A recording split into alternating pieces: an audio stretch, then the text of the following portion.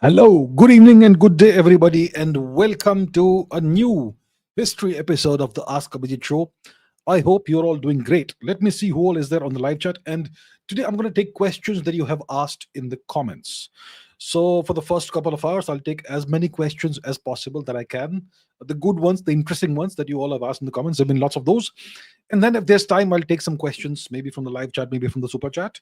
So, let's see who all is there on the live chat. VSVS 2400, Harshay 009, Ishita Khanna, Akash Spiritual Hacker, MAK4J1U, Kachu 11, Shishir Upadhyay, Advait Ashwani, Sumit Agarwal, Harshay 09, Hami 069, Sumukh Bhupalam, Nabanita Das, good evening. Harshay, good evening. Kachru 11, Namaskar. VSVS once again. Ishita Khanna. Satellite Geopolitical Dubai, good to see you, sir. Who else do we have? Al Janib. Nirvana Shanks, Konnichiwa. Konnichiwa. Adway, hello. Priyanka Javalia, good evening. Good evening. Good to have you, ma'am. Vishnu Mohanan. Nirvana Shanks once again. Gravity Kaha hai, good evening. In all kinds of colors and fruits. Good to have it. Crash and Rise, bonjour, bonsoir, bon whatever else, monsieur. Harshay once again, Adwait Ashwini, Akash Spiritual Hacker, good evening. Who else do we have? Arya Vashishta, Isaac Newton is here. Good to see you, Isaac Newton. Nirvana Shanks is on Kick, is it? On Twitch, yes. Arya Vashishta, Amrit Singh is here from Andromeda. Good to have you. Rachna Shringi is also here. And Amisha Mishra is here. Good to see you. Hello. Daksh is also here. And everyone else who's also here. Vis Sean is here. Gajapati Deva, Jai Jagannath from Odisha. Well, Jai Jagannath, back to you. Okay. So let's get going with the questions. Real Vladimir Putin is here. Somi is here from Jaipur. Ayush Singh, Pranam Sarji, Pranam. Okay. And Advocate Samarth Acharya. Namaste, namaste. Ajinkya Pawar is here from after a long time. Well, good to have you. Good to have you, Ajinkya Pawar. Good to have you. And Rahul Dunake also. All right. I will not be able to greet you all individually, but let's get going with the questions. What questions have I picked this time? Let's take a look. What are the questions? What's the first question that we have? The first question is by Really Now. The question is Islamic or Arabic architecture actually a thing? If yes, what is it actually? Because I see people calling the Taj Mahal Islamic architecture. Clearly, it's made in the Western Indian style or Marwadi, Mewadi fort style, but more like a palace. The windows, the domes, the courtyards, everything, even a kalash at the top. That's clearly Indian architecture. So, what exactly is Islamic architecture? What exactly is Arabic architecture? Is that even a thing? Great question to begin with. All right. So, first of all, there are various styles of architecture that we see in India. In the past 1,000 years, you had two periods of foreign occupation of India. The first period was the Turkic occupation of various parts of India, which culminated with the greatest extent of the Mughal Empire under Aurangzeb. And once that ends, you had the rise of the Maratha Empire, which liberated the subcontinent almost entirely, and then it was supplanted by the British occupiers of India. So, for the majority of the past 1,000 years, about 700 or so years, there's been a significant Turkic presence in various parts of India, not the entirety of India at one time, various parts of India. And because of that, there's been what you could call the construction of various kinds of buildings that are said to have an Islamic style or an Arabic style or mostly Islamic style. The British architects called it, or the British historians or whoever, they called it Indo-Saracenic architecture. So if you go to the, for example, if you go to Mumbai, the so-called Prince of Wales Museum, which is now called the Chhatrapati Shivaji Mahasangralaya or something like that, it is said to be in the Indo-Saracenic architectural style. Let's take a look at that. What does the building look like, right? Um, Chhatrapati Shivaji Vastu Sangrahalaya. All right, this thing, which is the erstwhile Prince of Wales Museum. So this style that you see here, this is a prime example of what some would consider or some would classify as the Indo-Saracenic architectural style, which has, according to them, elements of Indian architectural style along with elements of Islamic architecture, the style of Islamic architecture. So that's the so-called Indo-Saracenic style. But the question really is that when you see a building like this with a dome and what looks like, something that resembles minarets, etc., is this really a fusion of Indian style and Islamic or Arabic style? To understand, before we understand that, let's see what Islamic architecture looks like according to Google. Islamic architecture, right? So when we ask about Islamic architecture, this is the kind of imagery we get. This is the Taj Mahal.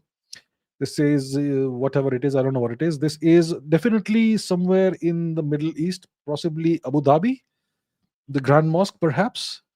Uh, this is definitely more Persian.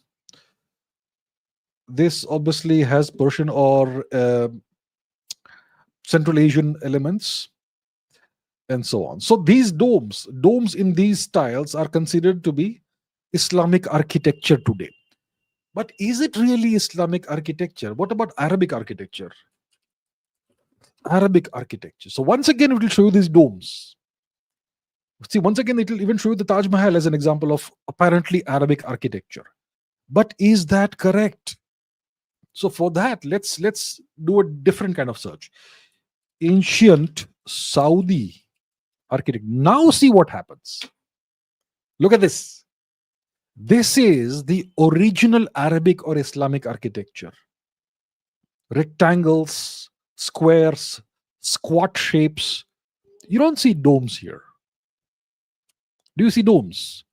You will not see domes anywhere in this. So this is the true Islamic or Arabic architecture style. Even in modern buildings, okay, you will see the same kind of shapes, squat shapes, rectangles, maybe cylinders, and so on. You don't see any of the domes that Google will show you when it's giving you examples of Islam, so-called Islamic architecture. What about ancient Omani architecture? Well, once again, you see the same squat shapes, mostly the same squat shapes again, rectangles, etc. What about ancient Qatari architecture? Once again, it's going to show the same old squat shapes. So this is the actual original Arabic or Islamic architecture. Go back to Saudi. This is the true, original, intrinsic Islamic and Arabic architecture. This is what it looks like. Okay? And when they show you domes, like what we have with the Taj Mahal, this is not Arabic architecture. This is not true Islamic architecture. This is the elements, what we are seeing here is the elements that the Arabs and Islamic architects or whoever incorporated from non-Arabic and non-Islamic cultures such as India. These domes are signatures of Indian architectural styles. And then this was brought back into Arabia. And today, if you see modern Islamic architecture, it will look very much like, the domes of the Taj Mahal, etc. So these styles were imported from India. Okay? This is not genuine, intrinsic Islamic or Arabic architecture. This is Indian architecture, which has influenced the Islamic world essentially throughout the Islamic world. If you see something like this, well, this is the Hagia Sophia, if I'm not mistaken, the Hagia Sophia mosque in Constantinople. Well, this was the Hagia Sophia church, and this was European Byzantine architecture. But forget about that. We'll look at this. So what we see here is actually a mosque in the Middle East which has elements of Indian architectural styles, which is inspired by Indian architectural styles. So the Taj Mahal is Indian architecture. It is not Arab architecture or Islamic architecture. Let's be very clear about this. All right, the domes came from India. You also have domes in Gandhar in Afghanistan. What about Central Asian? Okay, Central Asian Islam. What am I writing here? Central Asian Islamic architecture. Well, you see these mosques like the Bibi Khanum mosque, etc. Okay, what about Timur's mausoleum?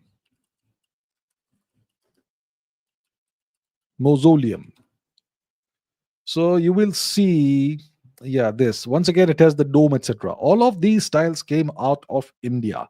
These monuments that were built in Central Asia were mostly built by slaves who were enslaved in India and taken to Central Asia, and they chose the right kind of slaves. They chose women and children for, I suppose you understand what reasons, but they also chose highly skilled craftsmen, architects, worksmen, etc., who would be able to construct buildings, design and construct buildings such as these.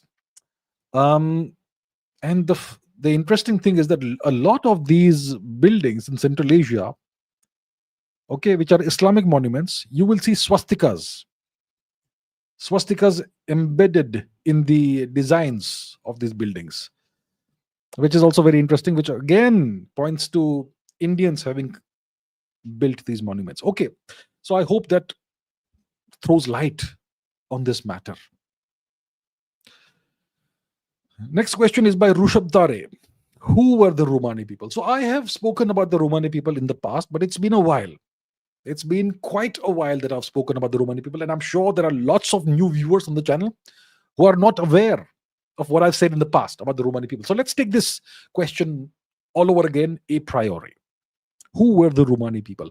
What was their relation to ancient and medieval India? Were they part of the slave trade of Turkic invaders of Central Asia?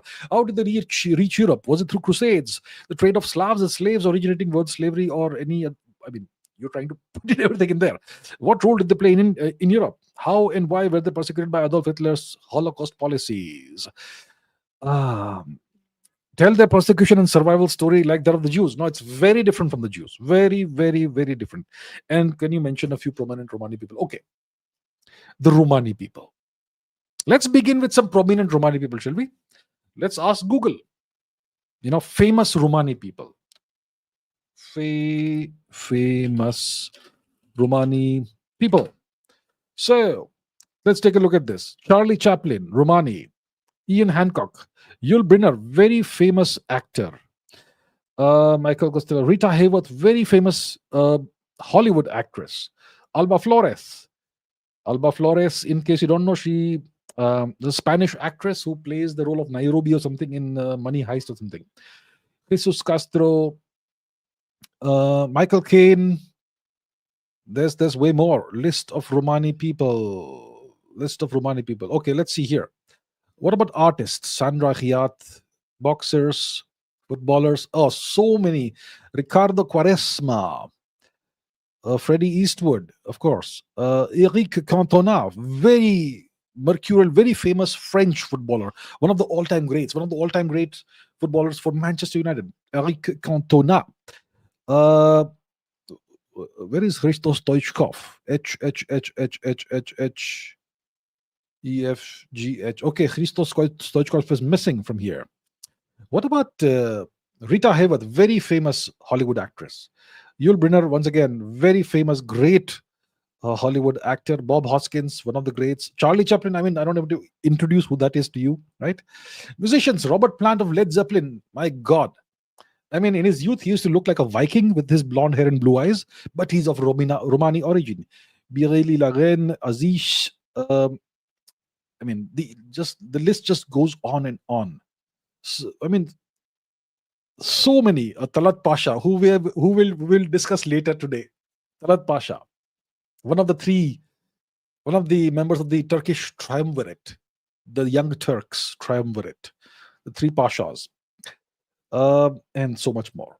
Okay, So these are some of the famous Romani people. I'm sure I've missed a lot of these names, a lot of the names. Andrea Pirlo, one of the great Italian footballers. Yes, Andrea Pirlo. Hristo Stoichkov, a Croatian footballer who took his country to the semi-finals of the 1996 Football World Cup. He scored a free kick against Germany, a left-footed curling free kick that went into the right corner, because that's why it live, and so much more. So now that's a small number of examples of famous Romani people. Now, who are these Romani people? Romani people are of Indian origin. They are a very badly persecuted class of people in Europe. Now, let's talk about their history. What are Indian origin people doing in Europe? And now they're all across the world. Okay. But they were in the past 1000 years living in Europe. How did they end up in Europe? Indian origin people. So there are various theories. We know for sure that they are of Indian origin. Their genetics are unmistakably, unambiguously what they call Indo-Aryan. Okay, whatever that means. Genetically, they are very closely related to the people of Western and Northern and Western India, Gujarat, Sindh, Rajasthan, Haryana, Punjab, these regions. Okay, the Romani people are most closely related to the people of these modern Indian states. The Romani language is classified as a pure Indo-Aryan language. And if you look at Romani people, many of them look very, very Indian. Alba Flores, for example. Okay, let's see Alba Flores. Alba Flores, Spanish actress. I mean, she's Spanish, but I mean, take a look at her. If she's walking around in a street in India, nobody's gonna think she's a foreigner, right? Alba Flores, and yeah, so many other examples. So they look very clearly Indian. They speak an Indian, Western Indian origin language. Their genetics are unambiguously Indian. So how did they end up in Europe?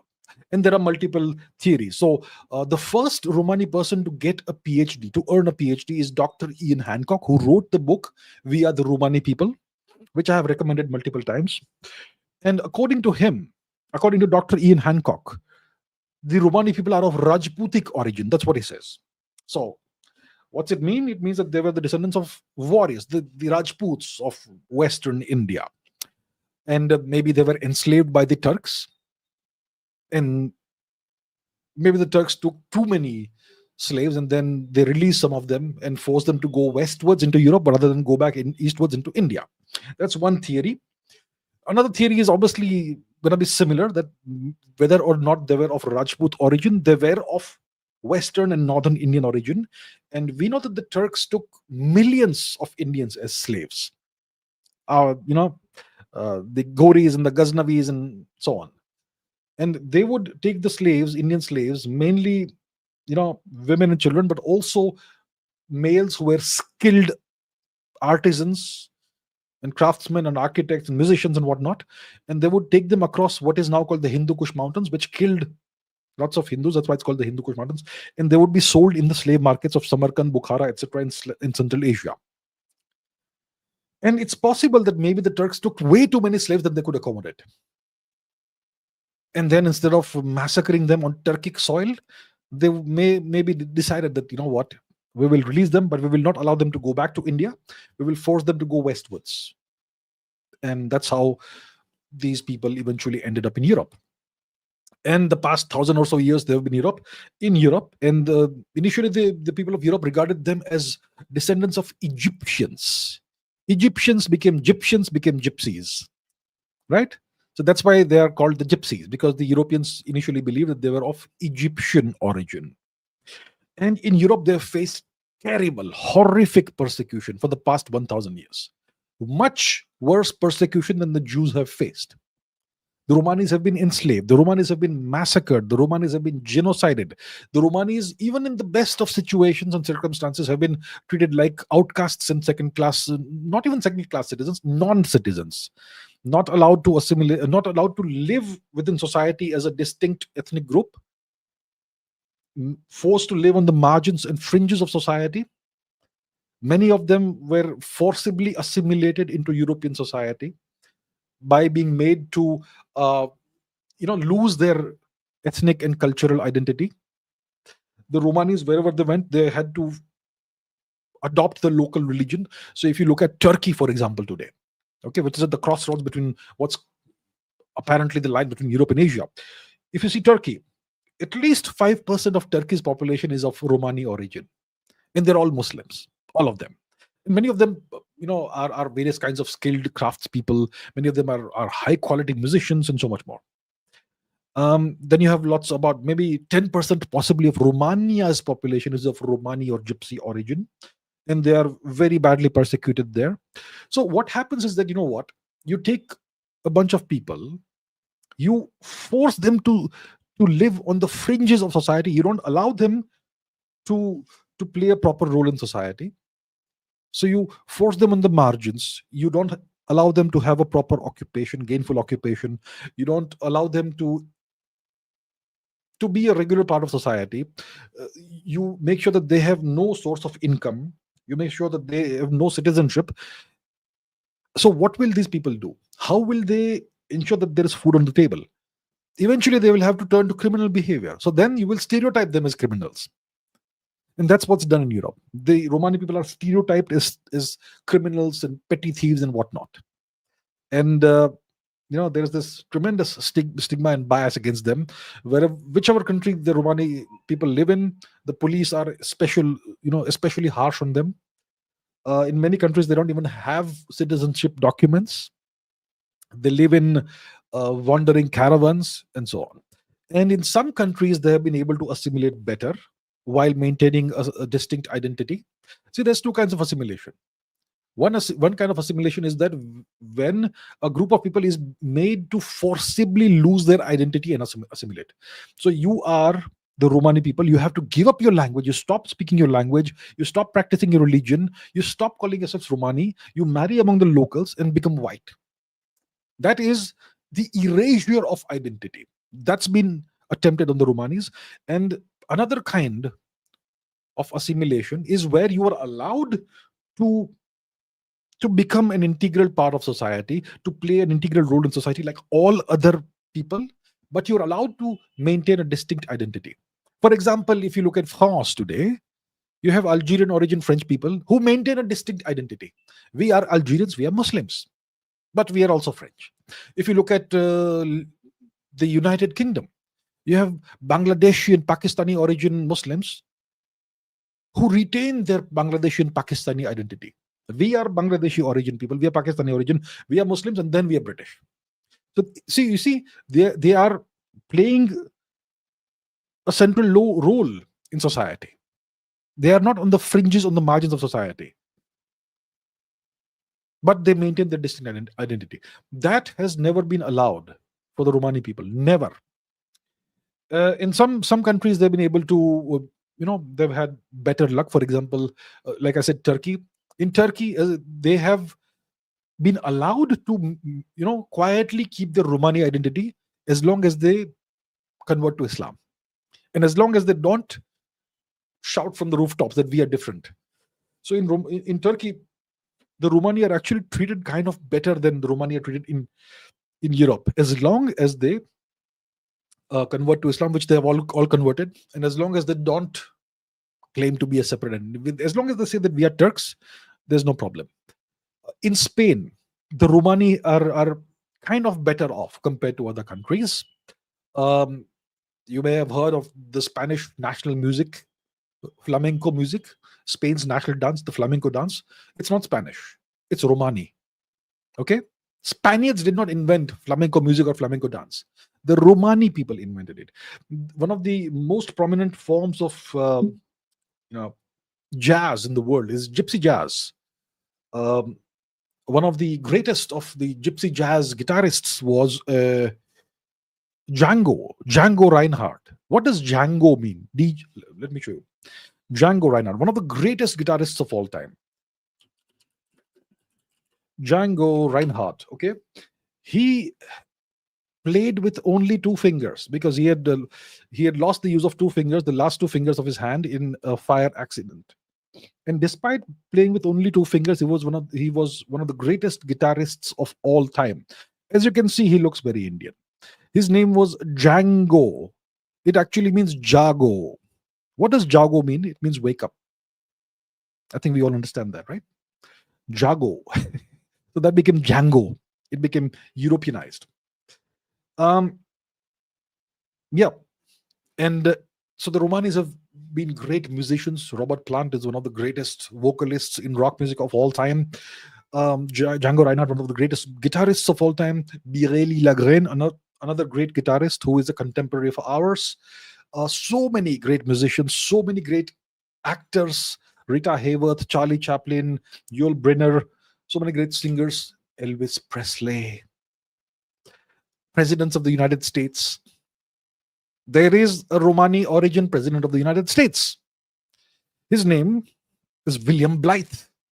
Have you heard of William Blythe? Let me show you. William Blythe. William Blythe. Okay, William Blythe the Third. Bill Clinton. What was his name at birth? He was born what? Let's see. He was born William Jefferson Blythe III. Okay. His father is William Jefferson Blythe Jr. What's his background? English and Scottish. The Blythe family is a prominent gypsy family in England. See, you will find a lot of erasure of gypsy identity, because many people did it voluntarily because they were afraid of being outed as being gypsy, because then it would bring a lot of stigma against them. So they would try to hide their gypsy identity. That's why lots of famous people haven't confirmed that they are gypsy, even though it's known that they are gypsy, that sort of thing. So that's kind of the story of the Romani people, Indian origin people.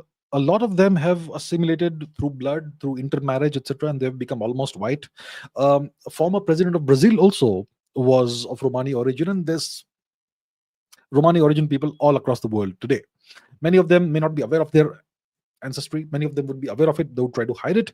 And some of them are proud of it, especially in Spain and some parts of Europe, where, being gypsy, being of Romani origin, as long as you are a famous and rich person, is kind of regarded as cool, perhaps to some extent, especially if you are very rich, like some flamenco dancers and so on. So that's kind of the thing. And now about what happened to the Romanis compared to what happened to the Jews. The Nazis tried to exterminate the Romanis. The Nazis tried to exterminate the Romanis just like the same way they tried to exterminate the Jews. Okay, so but the Jewish persecution is celebrated or remembered across the world as the Holocaust. But what happened to the Romani people is suppressed. There is this guy called Eli Wiesel or whatever. Okay, let's see his name. Eli Wiesel. This fellow. Okay, Romanian born, American, etc., blah blah blah. Holocaust survivor. Now, what about the let's see. Romani publicized. Okay, so this is now being suppressed. What he did, this fellow Eli Wiesel, is being suppressed. See, Wikipedia no longer has references to that. Romani denial.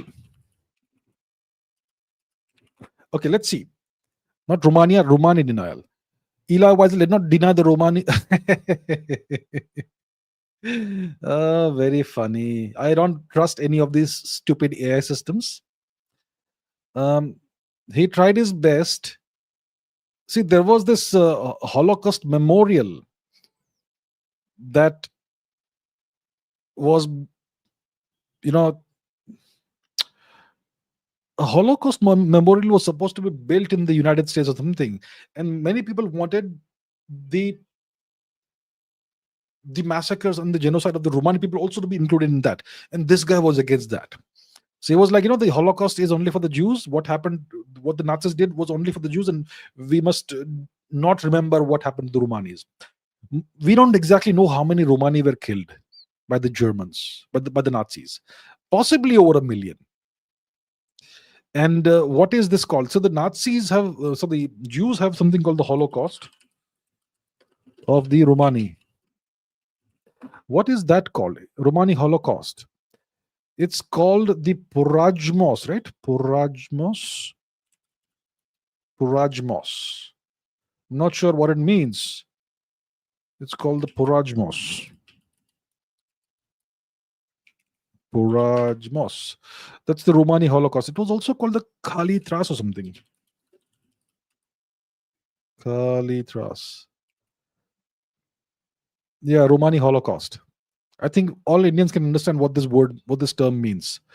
So the Nazis tried to exterminate the Romani, even though the Romani were actually more Aryan than the Nazis.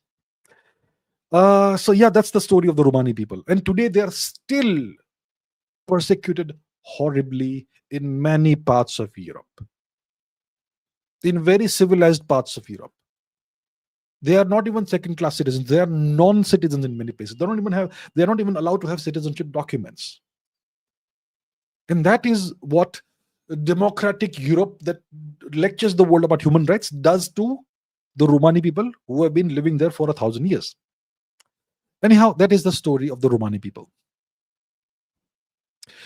Sahasrai. Okay, the question is, Sahasrara Raim says, which are the descendants of the Scythians nowadays? Did the Shakya clan from whom Gautam Buddha came, does it have a connection with the Scythians? Who are the descendants of the Scythians nowadays? I would say all people in northern and western India, or the northern and western subcontinent, which starts from Gandhar, Afghanistan, all the way to Sindh, Balochistan, includes Punjab, Haryana, Kashmir, Rajasthan, Gujarat, Sindh, Khyber Pakhtunkhwa, etc. All of this region, I would say the overwhelming majority of people in this region will have some Scythian ancestry. No question about it. Because the Scythians ruled these regions. They were the great Mahakshatrapas, the Western Kshatraps. The great, they were great defenders of India. They gave us some of the greatest kings we had. They were mainly Shaivites.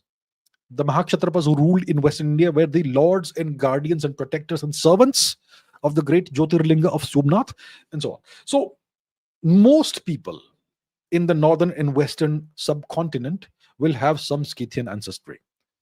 You will not find anybody who's pure Scythian. There's no such thing as a pure ethnicity, pure race. The Scythians were themselves of Indian ancestry.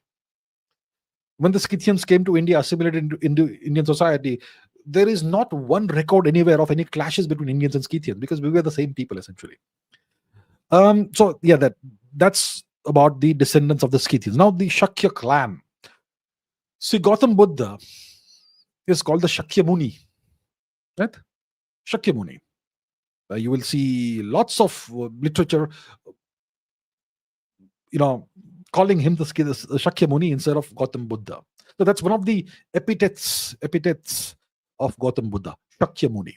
And that's because he was descended from the Shakya clan of northern India. The Shakya clan, you could say the Shakya people were a clan, and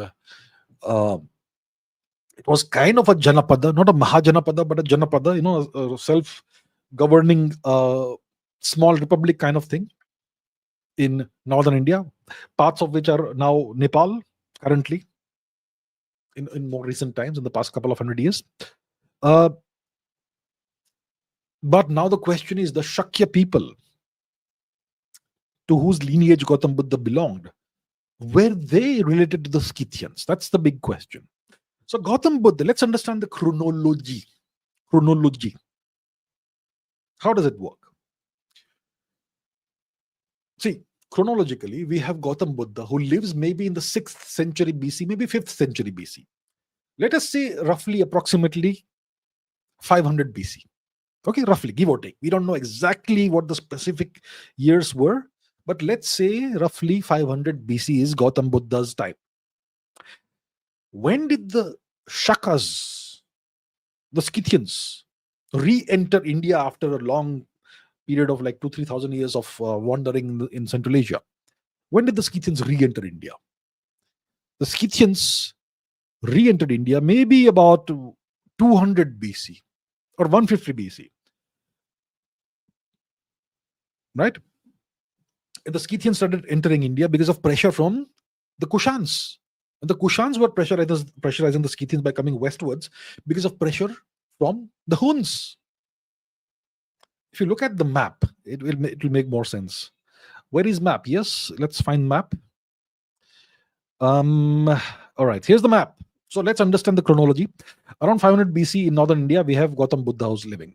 Now, in the region which is now Mongolia, in this region, you had a group of people called the Shonu, the Huns.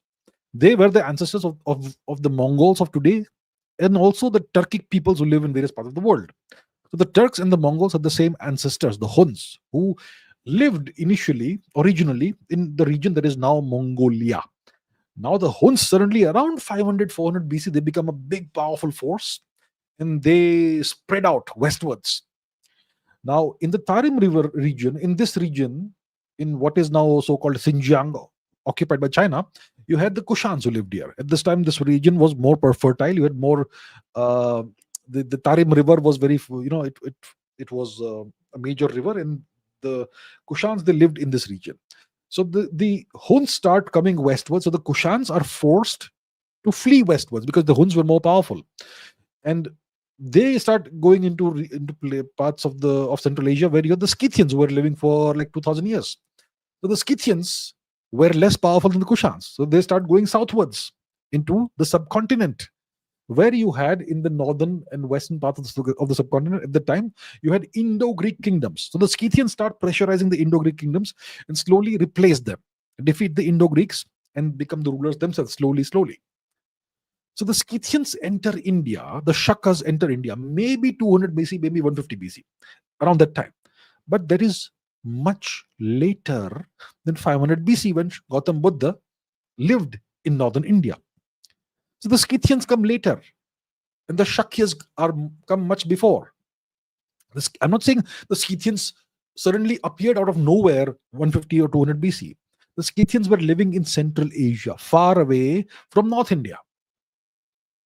But in North India at the time, 500 BC, we had a clan called the Shakya people, the Shakya clan. So most likely there is no connection between the Shakya people of northern India and the Scythians who were then at that time in Central Asia. Most likely no connection. Some historians will tell you that maybe the Shakya people are connected to the Scythians. Maybe they are a branch of they were a branch of the Scythians. Maybe they were descendants of the Scythians. But that's highly unlikely, in my opinion, based on the chronology that we have just discussed. So the Shakya clan most likely did not have a connection with the Scythians. Kanteya says, can you make a video on the Al-Zutt tribe, please? I will. Let's discuss the Al-Zutt tribe. It's not a tribe. It's not a tribe. It's an ethnicity, let's say. So, Al-Zutt. What is Al-Zutt? The Al-Zutt people were Jats. Now, I have video clips on this channel in which I explain the possible origins of the Jat people. So I'll not go into all that all over again. But the Jat people are people who even today live in large parts of the subcontinent, northern and western subcontinent, right? Including India and Pakistan. Some of them are Muslim, some of them are Hindu, some of them are Sikh, right? We have very famous Jat people, including Maharaja Ranjit Singh, right? The founder of the Sikh Empire, and many more famous Jat people. So the Al-Zutt people who lived in West Asia were descendants of the Jats. They were Jats themselves. So, see, according to Islamic sources, Arabic Islamic sources, the Al-Zutt people, they came from the Indus, the Sindhu Valley region, the Sapta Sindhu region, but southern part of that, which is Sindh Balochistan. And they went westwards. They were settled by the Sasanian Empire in various parts, so southern parts of Persia. And after the attempted invasions of Sindh by the Arabs, more Jatta people went westwards into West Asia.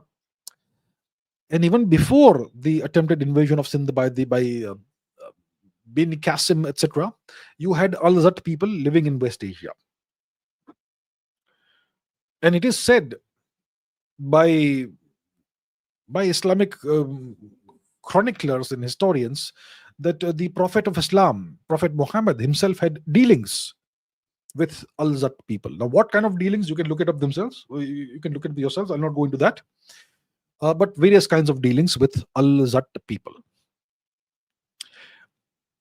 So it's Indian origin Jatta people who were living initially in the southern part of the Sindhu River basin, the Sindh and Balochistan regions, who then traveled westwards and settled in southern parts of Iran. Then they settled in Iraq. They were present in Arabia during the time of the Prophet of Islam, and eventually they simply assimilated into Arabic society, into Islamic society. They obviously converted to Islam.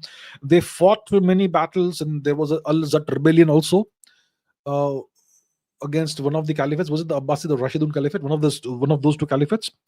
And eventually, after the quashing of the Al-Zutt rebellion, many of the Al-Zutt people were forcibly relocated from West Asia all the way to what was then the Byzantine Empire. So they went further westwards. They were taken further westwards, and they were settled in what is now parts of Turkey, right? So Indian origin people all across the place, all the way from Sindh, Balochistan, into southern Persia, further west into various parts of Iraq, then further west and south into the Arabian Peninsula, all the way westwards to the Judea region, and further west into what is now Turkey.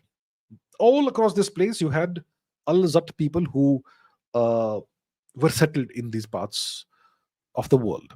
Eventually, they simply assimilated into the local populations, and today we don't know who are the descendants of the Al-Zutt, or maybe we do. Some of them maybe you can tell. I mean, if you look at, there's a reason why a lot of Arabic people look Indian. There's two reasons. One, they could be descendants of the Al-Zutt people, of the Jats. Two, the other obvious reason is because the Arabs took a lot of Indian women as slaves, and the offspring of those women obviously will have Indian appearances, right?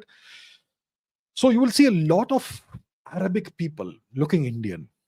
Some of them look like uncles from Haryana. A great example is Saddam Hussein. Have you seen what he looked like, Saddam Hussein, the late dictator of Iraq? I mean, he looked like a typical, elderly gentleman, middle-aged gentleman from, let's say, Haryana. Saddam Hussein. What did he look like?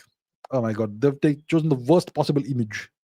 This gentleman, he has a distinctive Indian appearance, doesn't he?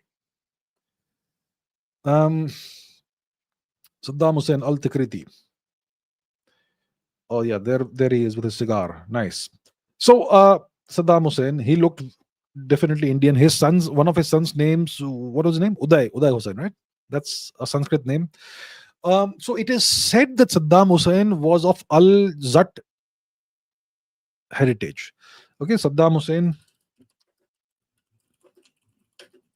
Indian ancestry.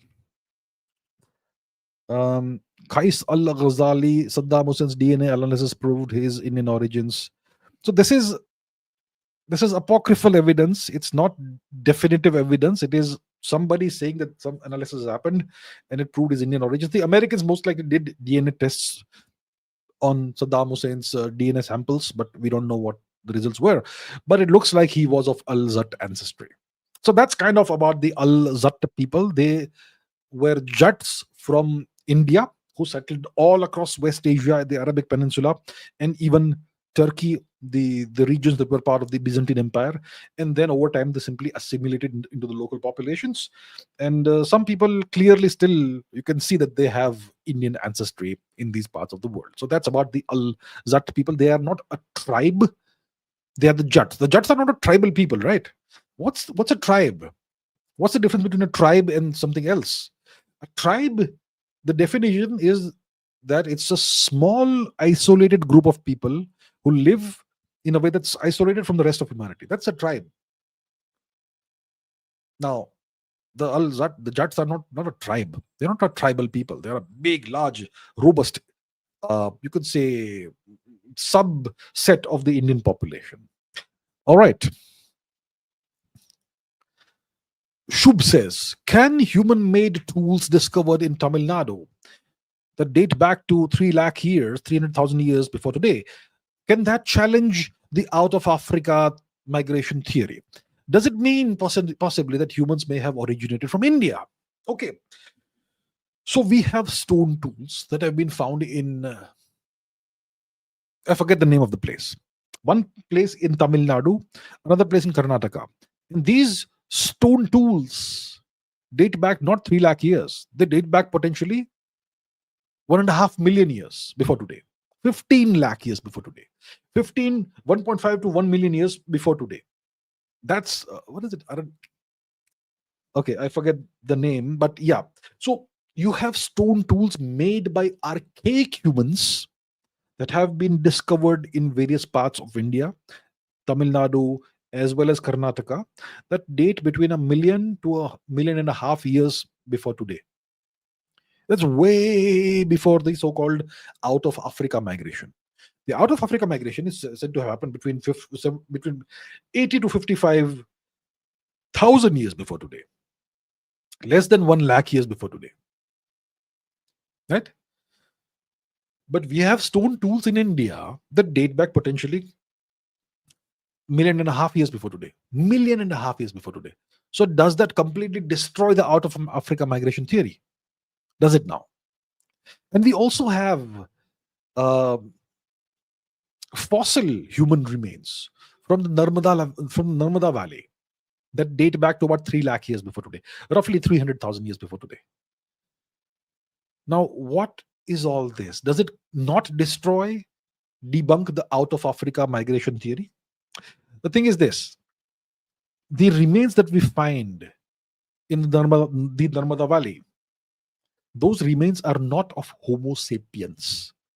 Those are remains of Homo erectus, most likely, an archaic human species. And the stone tools that we find in Tamil Nadu and Karnataka that date back to 1.5 million years before today, those once again were most likely made by Homo erectus. They are very similar to other stone tools you find in other parts of Eurasia, which are definitely made by Homo erectus. So these are archaic humans who lived in the Indian subcontinent before Homo sapiens emerged in the fossil record.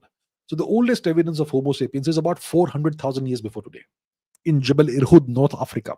That's the oldest fossil remains that we have of our species. Okay, modern humans, Homo sapiens. So these human-made tools discovered are not made by Homo sapiens. They are made by an older, archaic species of humans. Obviously our relatives, but not our ancestors.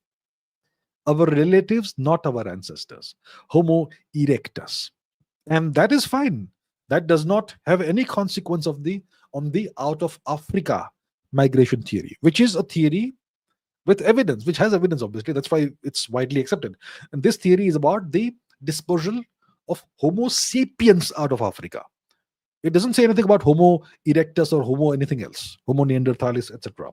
It's only about how Homo sapiens, us, how did we emerge out of Africa and populate the world? That's the out of Africa migration theory, and I've spoken about it many times, so I'll not go into the details. But that's the deal. Okay, so these stone tools, they do not challenge the out of Africa migration theory. They don't mean that humans originated in India. Nothing like that. Look, if new evidence appears, I will revise my understanding of how the world is.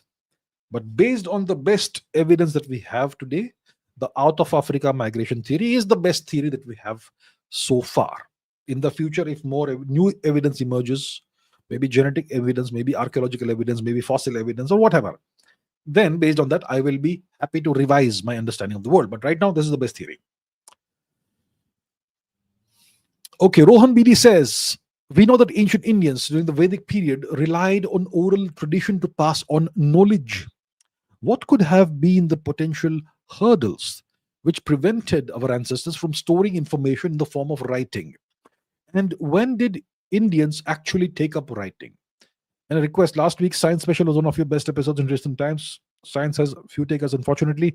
So could you please have at least one science specific episode per month? I will be happy to do that. I know that it will have very little viewership because nobody cares about science, but I'll still do that. Um, I'll see, maybe once a month, maybe once in a while, but I'll do that. Okay, so now about the question. We know that the Vedas were transmitted orally. At least one of the modes of transmission of the Vedas was oral transmission, in which our ancestors relied on their memory to transmit the entire corpus of the Vedas exactly syllable by syllable without making a single mistake. And today also you have people who are continuing the tradition. They have memorized the entire corpus of the Vedas. Some people would memorize the Rig Veda. Some people would memorize other Vedas. Some people would memorize all Vedas if it's possible, but it's possible. Human beings are capable of incredible feats. And they would not merely memorize the words. They'll be able to recite the shlokas syllable by syllable without making a single mistake, which means that when they recite the shlokas, they are reciting it exactly the way the Vedas were recited several thousand years ago. Exactly the same pronunciations, the same ucharas. So that's one mode of transmission of the Vedas, oral transmission. Now we know about the Zoroastrians, that they have these flames, right? They have these fire temples, Agni temples, and they have these flames that are burning in these temples. You go to various Zoroastrian Parsi temples in India. I mean, we don't go into the temples because those are only for the Parsis, and we respect that. But they have these fires that have been burning for centuries, and they tend the fire. They don't allow it to go out. They don't allow anything to extinguish the fire. And they've been tending these fires for centuries. And some of the fires came from Iran, from Persia, when the Zoroastrians fled the Arabic invasion. That's more than 1,000 years ago. So they have kept the fire burning for over 1,000 years. Our people, our ancestors kept the fire burning, so to say, metaphorically, for the transmission of the Vedas for several thousand years. Imagine that. So if you have someone who can recite, let's say, the Rig Veda in its entirety, that person was taught by somebody who was taught by somebody else. And if you take that chain backwards, you're gonna go back all the way to, I don't know, 6,000 BC or something. That's the kind of connection these people have. That's incredible. So that's the oral mode of transmission of the Vedas. Okay. Now, what potential hurdles could have prevented them from storing information in the form of writing? Well, the only potential hurdle that would have prevented them from storing information in the form of writing would have been the non-existence of writing. So there would have been a time in our history, ancient history, when writing was not yet invented, right? And that would be the only thing that would prevent them from storing it. Otherwise, there will be people who will recite the Vedas, but there'll be people who write it down too. Because storing the knowledge in two forms is more advantageous than for storing it in just one form, or transmitting it in just one form. So then that takes us to the question of, when did Indians start using a script for writing, which means the question actually is, which is the oldest script that we know of in the Indian subcontinent, and how old is it? So we know there are scripts like Brahmi, Kharoshti, and all kinds of Brahmi or derived scripts like Devanagari, like the Sharda Lipi, like the various Southeast Asian scripts. All these scripts are derived from the Brahmi script. There's a Kharoshti script also. Forget about the Kharoshti right now. So we have the Brahmi script that may date back to maybe 1000 BC, possibly. Possibly. Now, before the Brahmi script, which script did we have? It was the Saraswati Sindhu script, the so-called Harappan script or Indus Valley script. And if you look at Wikipedia today, it'll say it's undeciphered. Well, it's been deciphered by Bharat Rao, also known as Yajnadevam, and it turns out to be Sanskrit. Vedic Sanskrit, late Vedic Sanskrit. Sanskrit, it is Sanskrit. So, and you will see that there is a clear transition between the so-called Harappan symbols or characters to the Brahmi characters. So, which indicates that Brahmi has evolved out of the old so-called Harappan script or Saraswati script. And the oldest examples that we have of the Saraswati script date back to about 3000 BC or something, which is 5000 years before today, roughly. If you ask Wikipedia, it will give you something similar. Roughly, okay, let's see. It will say Indus script, right? Harappan script or something. Indus script. So undeciphered, blah blah blah nonsense. So what's the oldest? It will say 2800 BC, or maybe proto-script from 3500 BC, which is like 5,500 years before today. So listen, when it comes to archaeology in the Saraswati Sindhu region, we have not even excavated 1% of the archaeological sites that exist in this region, in the Saraswati Sindhu region, the Sapta Sindhu region. We have excavated less than 1% of the archaeological sites. And based on that tiny little amount of excavations we've done, we know that the oldest example is about, of the Saraswati Sindhu script, is about 5,500 years old. So imagine we excavate everything, then I'm sure it'll go back 1,000 or 2,000 years, possibly. But based on the information that we have right now, it's 3,500 BC, the oldest evidence that we have, which is 5,500 years before today. So when did Indians actually take up writing? Based on the best evidence, it's 5,500 years before today.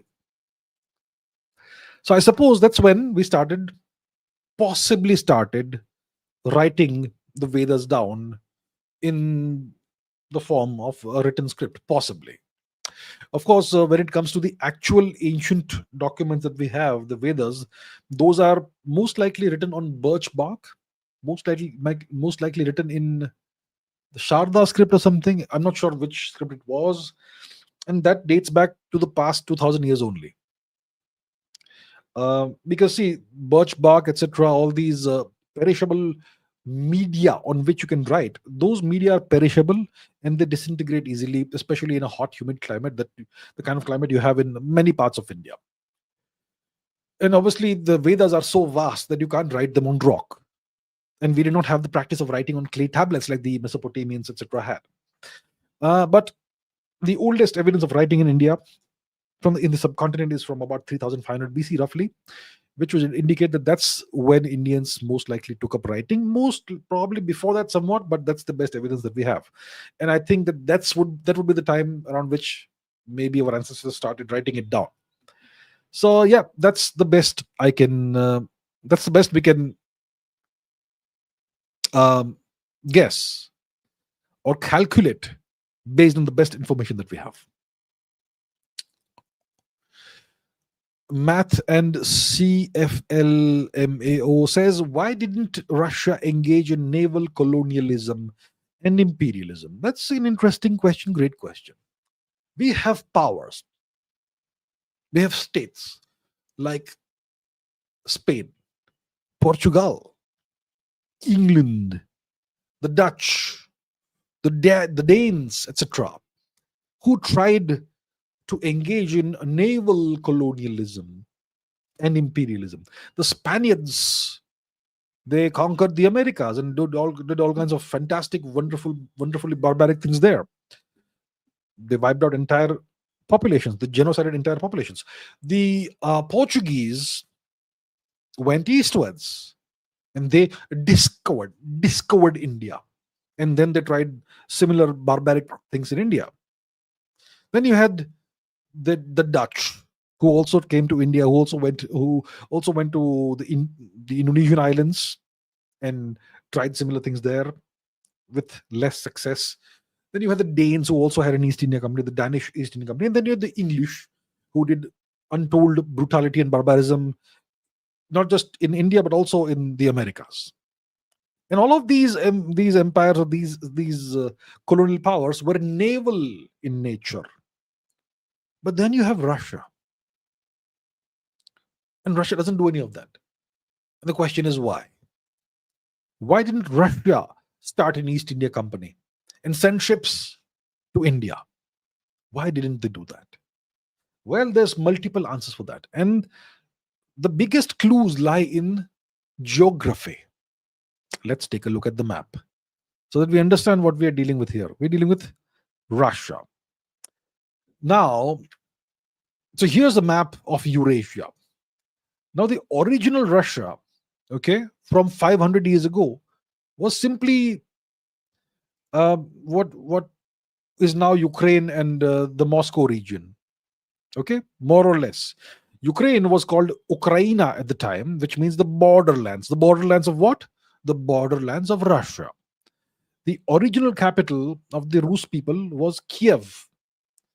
Kiev, Kiev. And then later, after the end of the Mongol yoke, the capital became Moscow, Muscovy. And then from there, the Russian Empire started expanding. Okay, now if you look at the geography, so originally 500 years ago, roughly, Russia was this small region, and all of this Russia today was non-Russian. You had no Russian presence there. And then in the 16th, 17th, 18th, 19th centuries, the Russians started expanding eastwards, further and further eastwards. They came into conflict with the Tatars. Significant conflicts with the Tatars in Omsk. Where is Tomsk? Tomsk over here. Krasnoyarsk, the Red City, and so much more. And they kept on going eastwards. And so that was their modus operandi. If you look at Russia, okay, even if you look at modern Russia today, which stretches from Eastern Europe all the way to the far east of Asia, you will see that they have ports like Murmansk, which is in the Barents Sea. The USSR had ports like Riga, Tallinn, etc. And eventually you had Königsberg or Kaliningrad. But all of these ports in the Baltic Sea, once again, the ports that Russia had, they are frozen for a significant portion of the year. The ports in the Arctic Circle, they're also frozen most of the year. And the ports that they have in the far east of Russia, even Vladivostok, even these ports are frozen, for significant portions of every year. So when you have no access to warm water ports, when you don't have access to the open oceans, maybe either the Atlantic or the Pacific Oceans, then how do you become a major naval power? You can't. It's not possible. Icebreaker technology, even today, you can't use it to, you can use icebreakers only for very specific tasks, for very specific purposes. You can't have you have nuclear icebreakers and all, but icebreakers are a very specialized kind of ship, and they can't be used for multiple purposes. So, and before the 20th century, icebreakers don't even exist. That's why Russia never became a major naval power. They decided to become a continental power, a Eurasian power, and they kept expanding eastwards. They kept gobbling up territories that belong to the various Turkic peoples like the Tatars, like the Tungusic peoples, like the Mongolians. North of Mongolia is another part of Mongolia, which is now part of Russia, and all the way further east, all the way until, you know, up to the far east of Russia, which abuts uh, on the Western Pacific coast. So that was the deal with Russia. And Russia, what was the financial impetus or incentive for colonizing, for being a continental colonizing power? It was the fur trade. Okay, the fur trade fueled all of this colonizing, and eventually the Russians did establish a colony on a different continent, which was Alaska. All right, but then by the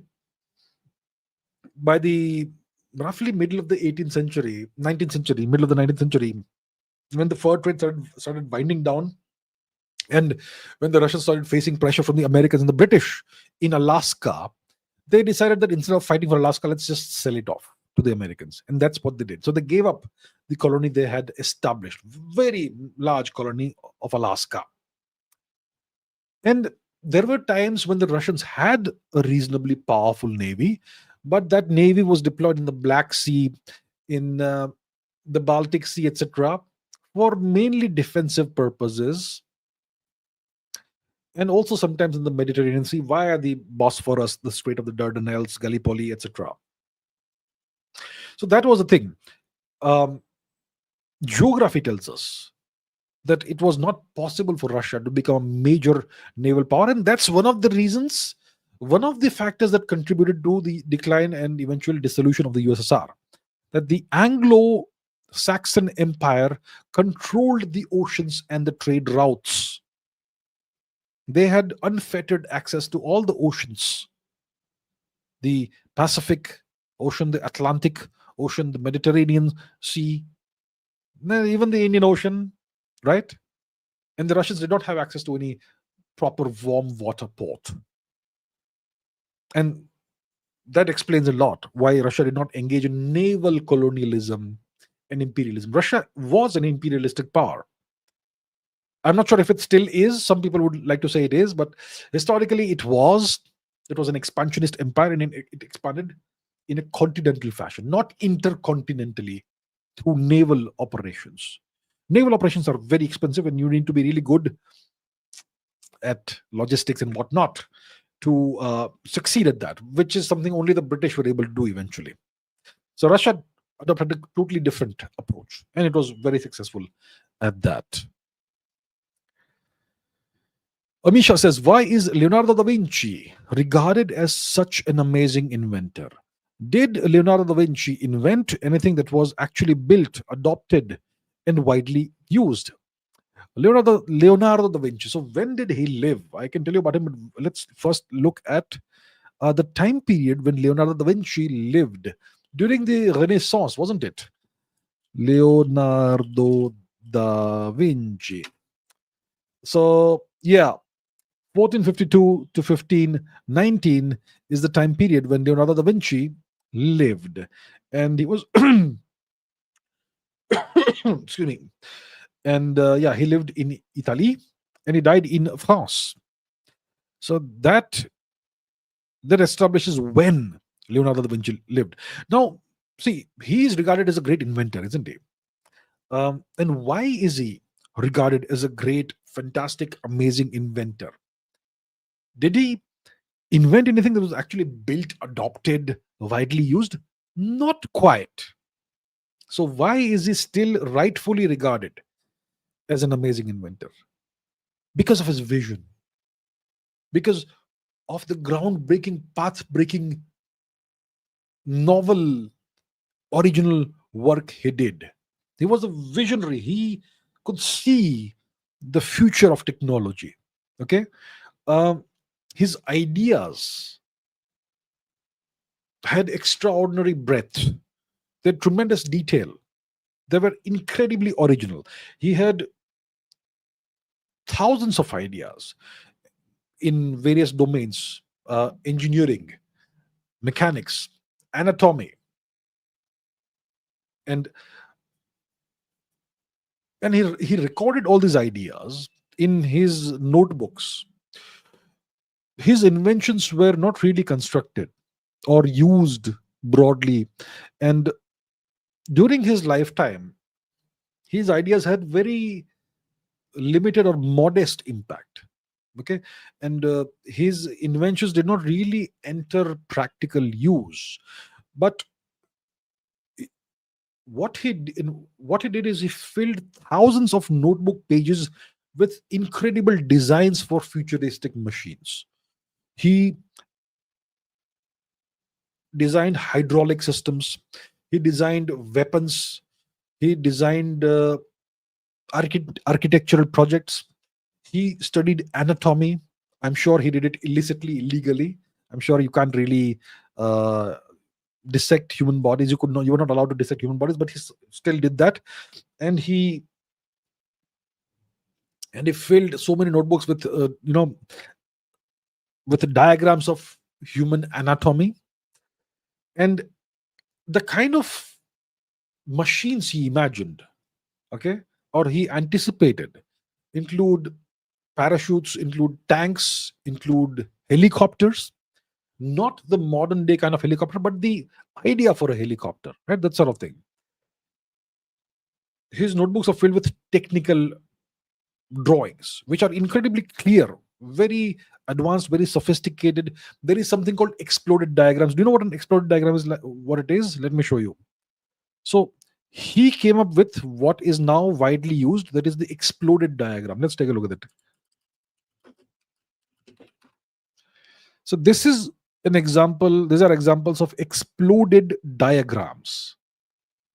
And Leonardo da Vinci pioneered this. Nobody had come up with exploded diagrams before him, as far as we know. He also had these cutaway views. Cutaway views. So these are called cutaway views. You know, as you can see, it's like you've sliced into either a house or an aircraft. So that these things are called cutaway views, and these are now pretty standard practices in engineering design. But Da Vinci came up with this about 500 years ago, and nobody else had done that before. So he was an incredible artist. He was very meticulous in his observations, in his analysis. He had incredible insights into the future. He had incredible mechanical insights. So he combined these qualities: artistic skill, meticulous observation, mechanical insight, and all of these things together. And all the ideas, thousands of ideas he came up with in thousands of notebook pages. Um, these are what made him the symbol of the universal genius, or the archetype of the polymath, right? And that's the reason. So what are the famous machines he came up with? Flying machines, um, weapons like crossbows, helicopters, armored vehicles. All of these concepts that he came up with, they became reality only in the 20th century. So he imagined those things roughly 500 years or 400 years before they became reality. Not in the shape and form that he imagined, but the concept was absolutely correct, right? So these are the reasons why he is regarded as an amazing inventor, as a genius, as a polymath. And obviously he was a great artist, fantastic artist, and he did a lot of engineering work. He constructed canals, he built fortifications, he he worked on many architectural and engineering projects, right? So that's the thing about Leonardo da Vinci. He did not actually come up with things that fructified during his lifetime, but his vision, his foresight was incredible, and he imagined things clearly, conceptually, and those things eventually became reality. And that's why he is regarded as such a great inventor, as a polymath, as an absolute genius. Sharma says, I was researching Ottoman era slavery of Europeans. Grok told me, Grok, Grok told me that the Crimean slave trade and the Barbary slave trade combined enslaved between 6 to 9 million mostly white women for 4 centuries. Doesn't this contradict the leftist paradigm that white people were never enslaved or oppressed? American slavery gets brought up endless times by leftists, yet they never talk about the enslavement of millions of Europeans by the colonial Islamic Ottoman Empire out of sheer ignorance. Why isn't this talked about in academia? I think it deserves more attention. Okay. I'm not sure if the leftists say that the white people were never enslaved. I personally am not aware of that. Maybe I've missed something, maybe I've not, I don't know. But the Crimean slave trade and the Barbary slave trade are a real thing. I'm not sure how many people, how many women were enslaved, but this happened in two phases. And before the Crimean slave trade and the Barbary slave trade, you had the trans-African, what the African slave trade. The Arabs would procure, let's say, labor from Africa. Okay. And millions of Africans were enslaved as a consequence. And millions of Indians were enslaved, by the way. Now, when it comes to the Crimean slave trade and the Barbary slave trade, there is one factor in common between these two. One factor in common. What is that common factor between these two? It is the Ottoman Empire. Okay. So the Crimean slave trade centers around the Black Sea. Let's take a look at the map. We're talking about the Black Sea region, Central Asia, Eastern Europe, etc. The Black Sea is south of Ukraine, as I'm sure we know by now. This is the Black Sea. And the Crimean slave trade centers around the Black Sea. It centered around the Black Sea, okay? So what was the deal? You had Italians and Genoese slave traders who were slaving out of a place called Theodosia. It's now called Feodosia. It was earlier called Theodosia, and even before that, it was called Kaffa. So this was the center of the slave trade, the Crimean slave trade. And this peninsula is the Crimean Peninsula, right? Sevastopol, Simferopol, etc. This is Crimea. So out of Kaffa, which is now called Theodosia, you had the slave trade that operated from there. And it was Italian and Genoese merchants. Where is Genoa? Where is Genoa? Genoa is here. Genoese merchants, they were doing the slave trade. Where have we gone? From the Black Sea region. And they were enslaving Europeans and selling them to the Ottomans. So essentially, it's sometime in the 15th century, late 15th century, that the Ottoman Empire conquered the Crimean region, the Black Sea region, okay? And you had something called the Crimean Khanate. You had Khans of Crimea. They were distant offshoots of the erstwhile Mongol Empire. The Mongols had occupied Russia for a couple of centuries. And then they left behind Khanates, and there was a Crimean Khanate, which was an Islamic governance system, an Islamic kingdom, you could say. And the Crimean Khanate was conquered by the Ottoman Empire around the late 15th century. So the Crimean Khanate was allowed to continue by the Ottomans as a vassal state. And it became a major supplier of slaves to the Ottoman Empire. Okay? And by the 16th century, 17th century, the Crimean Khanate would, send raids into all the way to Poland, all the way to Lithuania. They would send raids into Russia, where is Hungary? Where is Hungary? Have we lost Hungary? Here is Hungary. Hungary, the Balkans, the Baltic region, all over the place. So the Crimean Khanate was very powerful. It was a very powerful vassal of the Ottoman Empire. And they would twice a year, roughly, launch slaving raids all across the region, all the way into Russia, all the way into Poland, Lithuania, Hungary, the Balkan region, all the way. And they would export these slaves, mainly women, also children, mainly women, to the Ottoman Empire. Okay. And then obviously, like every empire, every state, you have a decline. So the Russian Empire starts becoming powerful in the 17th, 18th centuries. Okay. And then there is a Russo-Turkish war uh, sometime in the 18th century. And the Russians win the war against the Turks, against the Ottoman Empire. And the Russians, what do? They annex Crimea. Crimea was annexed by the Russians, and that brought an end to the Crimean slave trade. And that was the end of that barbaric era where the Crimean Khanate would take millions of European women as slaves and sell them to the Ottomans. So that's the Crimean slave trade. Now let's talk about the Barbary slave trade. That's slave trade operating in the Mediterranean region. The Barbary coast was the North African coast. You know, the coast of Morocco, Algeria, Tunisia, Libya, essentially. That was the Barbary coast. And you had slave trading pirates, essentially, okay, who would operate from North Africa. North Africa was Islamic, it was Muslim, and they would operate out of this region, and they would launch raids on Europe. And they would procure slaves, okay, and they would sell it to the Ottoman Empire. So where would they launch these raids?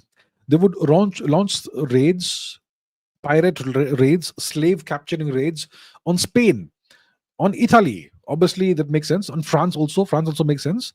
But also eventually, they started making raids all the way to Britain, to Ireland, and even Iceland.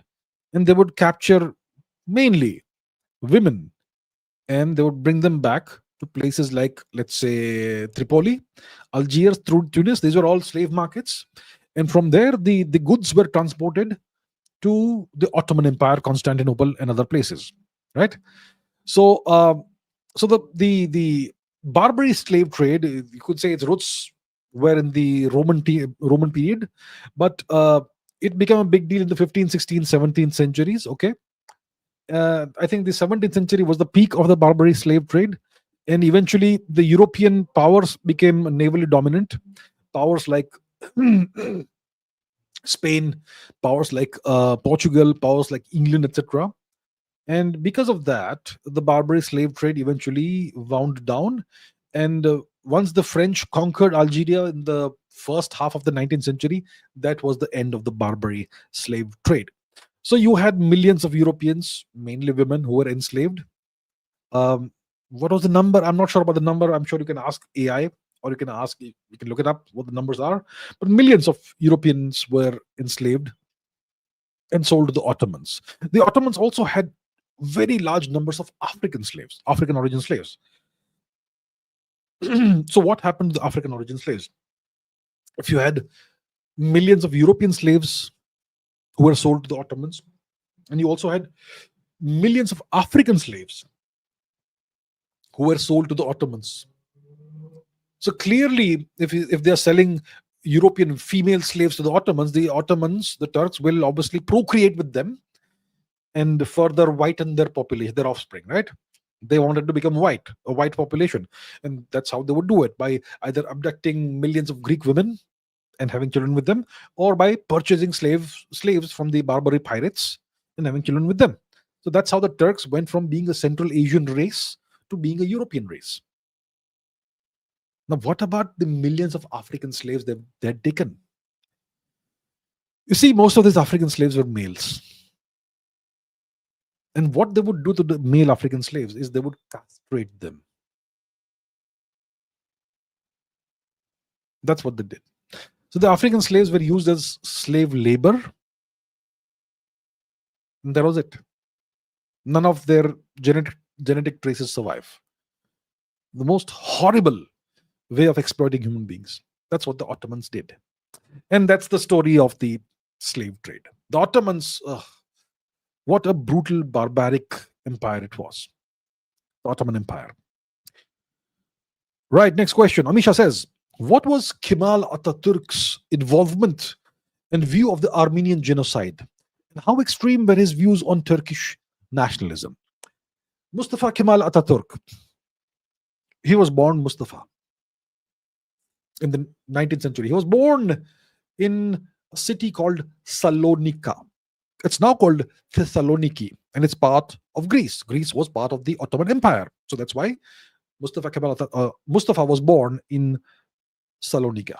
It was then called Salonika. It's now called Thessaloniki. His parents were Turkish. I mean, his mother was Albanian. His mother was Zubayda. His father was Ali Reza. He had a sister Makbula, and he went on to be one of Turkey's greatest ever soldiers, generals, one of the greatest generals of all time. Okay, and he fought. He fought the Turkish War of Independence. He was the leader of Turkey in Turkey's War of Independence from 1919 to 1923, and it was a do or die situation. He was fighting the Ottoman Caliphate. He was also fighting the European occupying powers who had occupied Turkey at the end of the First World War, and he defeated them all. And he won freedom for Turkey. And his philosophy, his ideology, his vision was Turkey for the Turks. Okay, so Ataturk in 1915, he was fighting an invasion of Turkey that had been launched by Winston Churchill, the Dardanelles campaign, the Gallipoli campaign, and he fought for months on end, horrific trench warfare against all odds, against a superior enemy, and he defeated them, and he saved Turkey from this Western invasion. So that was one of his great deeds, and it told you what kind of soldier he was, one of the greats of all time. So 1915, he was fighting the Westerners, and his commanding officer in 1915 was Liman von Sanders, a German, because Turkey was allied with Germany at the time, and Germany was the superior power. So Ataturk was reporting to a German commanding officer, Liman von Sanders. In 1915, you also had the Armenian genocide happening. So the Armenian genocide happened in multiple waves, starting from the second half of the 19th century, last quarter maybe of the 19th century. The first wave, then a second wave, and then 1915 to 1923 or something, you have the Armenian genocide. And the Turks, until today, they refuse to accept there was a genocide, but privately they celebrate it, the Turks. So 1915, who was in power in Turkey? Was it Ataturk? No, Ataturk was merely a soldier. Who was in power in 1915? It was the triumvirate of the Young Turks, who belonged to the Committee of Union and Progress. The Committee of Union and Progress, CUP. It had three leaders who shared power. The Young Turks, the triumvirate of the three pashas, Anwar Talat Jamal, Anwar Pasha, Talat Pasha, and Jamal Pasha. And Talat Pasha was of Romani origin, but Turkish. Yep. So the three pashas. But who was the most powerful of the three pashas? It was Anwar Pasha. Let's see what this fine gentleman looked like, Anwar Pasha. Let's see. Okay, let's see the three pashas. The three pashas, Talat, Anwar, Jamal. Okay, these three fantastic gentlemen. And Jamal, Anwar was the most charismatic of all. He's the guy in front, obviously over here. And the guy on the left, he looks very Indian because he's a Romani. He is Talat Pasha. So Anwar Pasha is the guy who was, the most powerful of the pashas. And it was these three pashas who unleashed the Armenian genocide. And Ataturk was not involved in that. He was busy fighting other things. And obviously in 1919, you have the Turkish War of Independence that takes its own course. And at that time, Ataturk was very busy fighting the Caliphate, the Ottoman Caliphate, and the Ottoman Caliphate was allied with the Western occupiers, Britain, France, etc. And he was fighting them all. So when he is fighting the foreign occupiers and the Caliphate, he has no time to kill Armenians, right? So essentially, the point that I'm trying to make is that Mustafa Kemal Ataturk was not involved in the Armenian genocide. I'm not saying that everything he did was fantastic. I'm not saying that. But he was not involved in the Armenian genocide. He was definitely involved in the burning of Smyrna. Have you heard of this incident ever? The burning of Smyrna. He was involved in that. maybe he ignored what was happening, but it happened under his commands, under his command. It happened by soldiers under his command. Maybe he did not pay attention. Maybe he chose to ignore what was happening, but you could say he was responsible for that. But he was not responsible for the Armenian genocide. He did not participate in that. What were his views about the Armenian genocide? Privately, he is said to have been extremely critical of the genocide. He said it. He said privately that it was a very evil, super criminal act, and those who did this should be punished. That was his private view, maybe semi-public view. But here's the deal: Ataturk wanted to create a Turkey for the Turks. That means, see, when Turkey was eventually created out of all this, there was a forcible, mandatory population exchange between Turkey and Greece. What was that? There were so many Turkish people in the parts of Greece that the nation of Turkey withdrew from. Those parts of Turkey were part of the Ottoman Empire, including Thessaloniki, where Ataturk was born. So you had lots of Turkish people who lived in these parts of Greece. And you had many Greek people who were living in parts of Turkey, Anatolia, because they've been living there for thousands of years. There was a forcible population exchange. All Turks out of Greece, mandatory. And all Greeks out of Turkey, mandatory. So Turkey became fully Islamic, Greek became fully Christian. It was done on a mandatory basis. Right? So that ensured that Ataturk got a Turkey for the Turks. Now, this new republic he created, the Republic of Turkey, its identity and its legitimacy, it rested to a large extent on ensuring continuity with the territorial outcome and the demographic outcome of the end of the Turkish War of Independence, and also on the demographic outcome of the Armenian genocide. Okay? Because that ensured the creation of a Turkey for the Turks, which was his vision anyway. And that made official recognition of the Armenian genocide politically impossible, politically unacceptable. And that's why Ataturk publicly stayed quiet about this. Okay? But privately, he is said to have expressed, deep disapproval of the Armenian genocide, and he was definitely not involved in that. He was definitely not a participant in this genocide. Right. Arhan Sutaria says, I've been watching your videos for 4 years. Thank you so much. Thank you so much. Can you explain the changes of dynasties in the region that's now called Gujarat? Historically, what dynasties have we had in Gujarat, right? Look, see, the Mahajanapada age starts maybe about, modern historians will tell you maybe 500, 600, maybe 700 BC. Okay. So before the Mahajanapada period, you had the late Vedic period, in which you would have Vedic culture in Gujarat.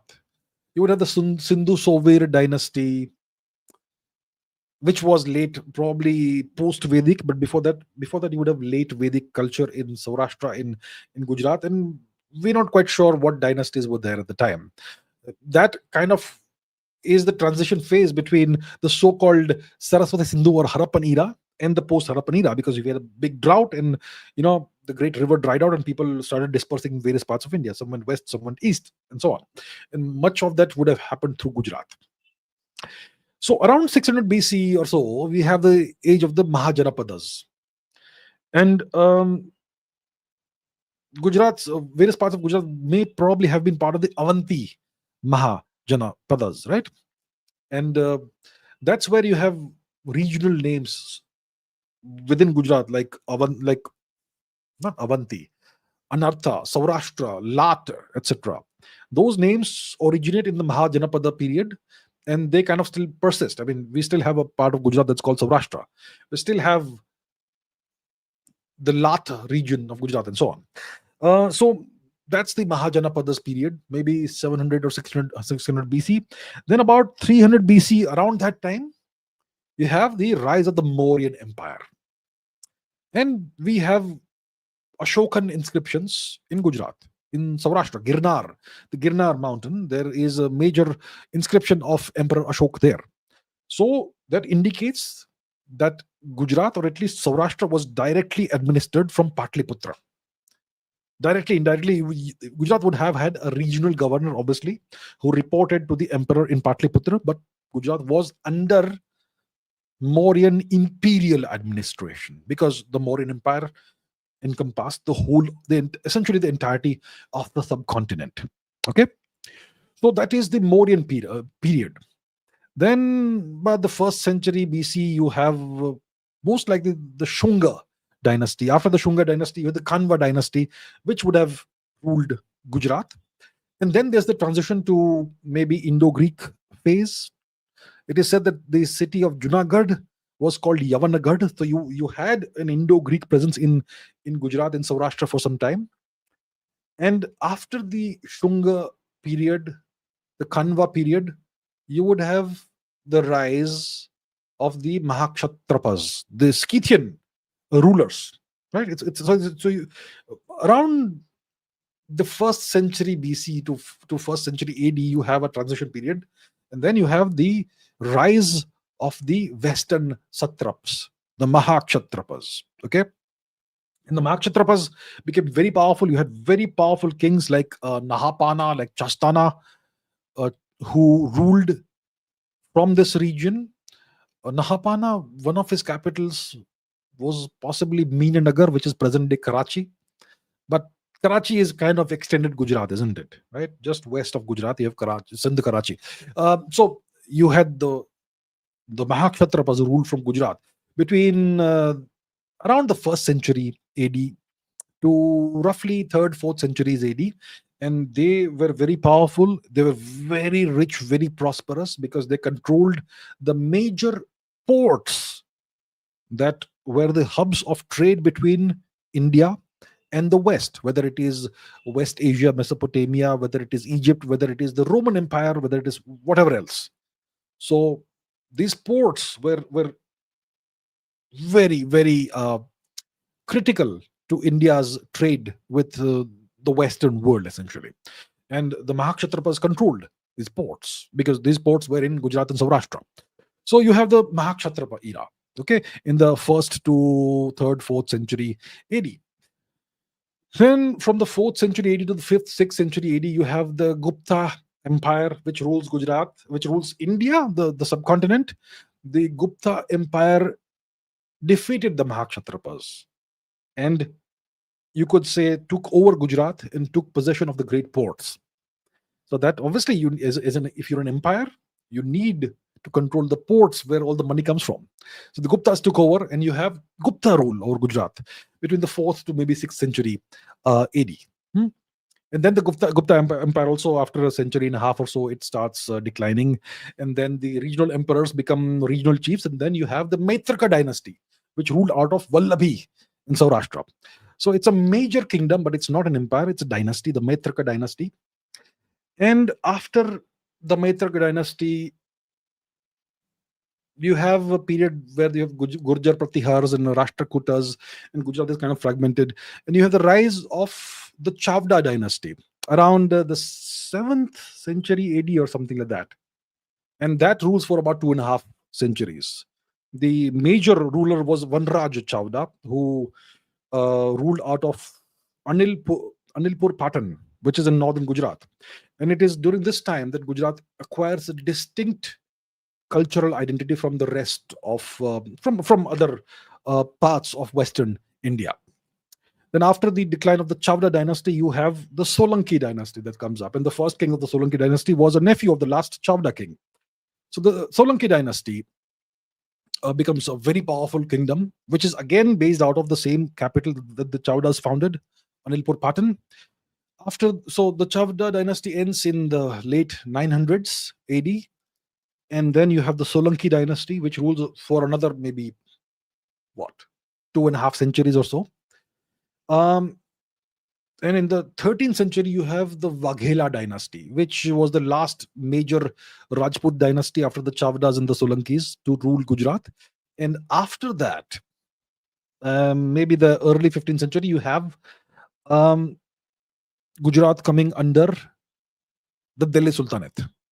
So Gujarat becomes a province under the Delhi Sultanate, and there's a governor appointed by the Delhi Sultans in Gujarat. And then the Delhi Sultanate crumbles, and in the 15th century, Gujarat becomes an independent sultanate under Muzaffar Shah or something. His name was, okay, that foreign Turkic ruler who ruled parts of Gujarat for and his descendants. So from the 15th to the late 16th century, you have a sultanate of Gujarat. And then from the 16th century all the way to the early 18th century, you have the Mughal Empire. So Gujarat becomes a Suba. And one of the major, it had major ports like Khambat and Surat, right? And the Mughal Empire rules Gujarat. Then from the 1700s to the early 19th century, you have Maratha rule. So the Marathas liberated India, including Gujarat, from the Turks. And you have the Peshwas, the Gaikwads, etc., who liberate India from the Mughals. And you have a Gaikwad state in Vadodara, in Baroda. So that's between the 1700s to the early 19th century. And then you have the British East India Company. The British East India Company established a trading post, a factory in Surat in the 1600s, very early 1600s. And they eventually, by the 19th century, they take over, So then Gujarat comes under the British East India Company, and eventually the Crown of England. And that's about it. So that's kind of the chronology of the various rulers who have ruled Gujarat, the various dynasties and rulers, and lineages that have ruled Gujarat for the past about 3,000 years. All right. Shubh says, could there be a possibility that Native American and Native Australian civilizations were as advanced as Indian civilization? Do we have any evidence? Are whites still, till date, successful in hiding the evidence? Look, when it comes to Australia, there is no evidence of an advanced civilization. What are the telltale signs that an advanced civilization will leave behind in the archaeological record? You will see cities, a network of cities in the archaeological record. You will see large buildings, you will see sophisticated buildings and grid structures, etc., in a city. In the archaeological record, you will see evidence of large population centers. You will see evidence of large scale agriculture. You will see evidence of literature. You will see evidence of astronomy and science and technology. These are the signs and symptoms that an advanced civilization leaves behind in the archaeological record, even if it is destroyed. Now, there is no such thing in Australia. No such thing, as far as we know. So, to the best of our understanding, there was never an advanced native Australian civilization in Australia. It doesn't mean that they're backward, primitive, they're bad, they deserve to be conquered. None of that. They had a certain way of living. It doesn't mean that they deserve to be conquered. It doesn't mean that it gives others the right to conquer them and brutalize and genocide them. But that's how it was for the native Australians. They never became an advanced civilization comparable to, let's say, India. What about the Native Americans? Well, the Native Americans were definitely way more advanced, possibly more advanced than the Europeans. The only thing they were less advanced than the Europeans in was the systematic application of violence. The Europeans were better than the Native Americans at that. But when it comes to Central America, Mesoamerica, South America, you had very advanced civilizations. You had civilizations with millions of people living there. You had incredible architecture. You had incredible technology. You had calendar systems. You had calendars that could predict events thousands of years in the future, the Mesoamericans possibly independently discovered zero independently from us, Indians, right? And so much more. So the Native American populations from Mesoamerica, which is Mexico, Panama, that region, and Latin America, South America, the uh, Inca Empire, Peru, etc.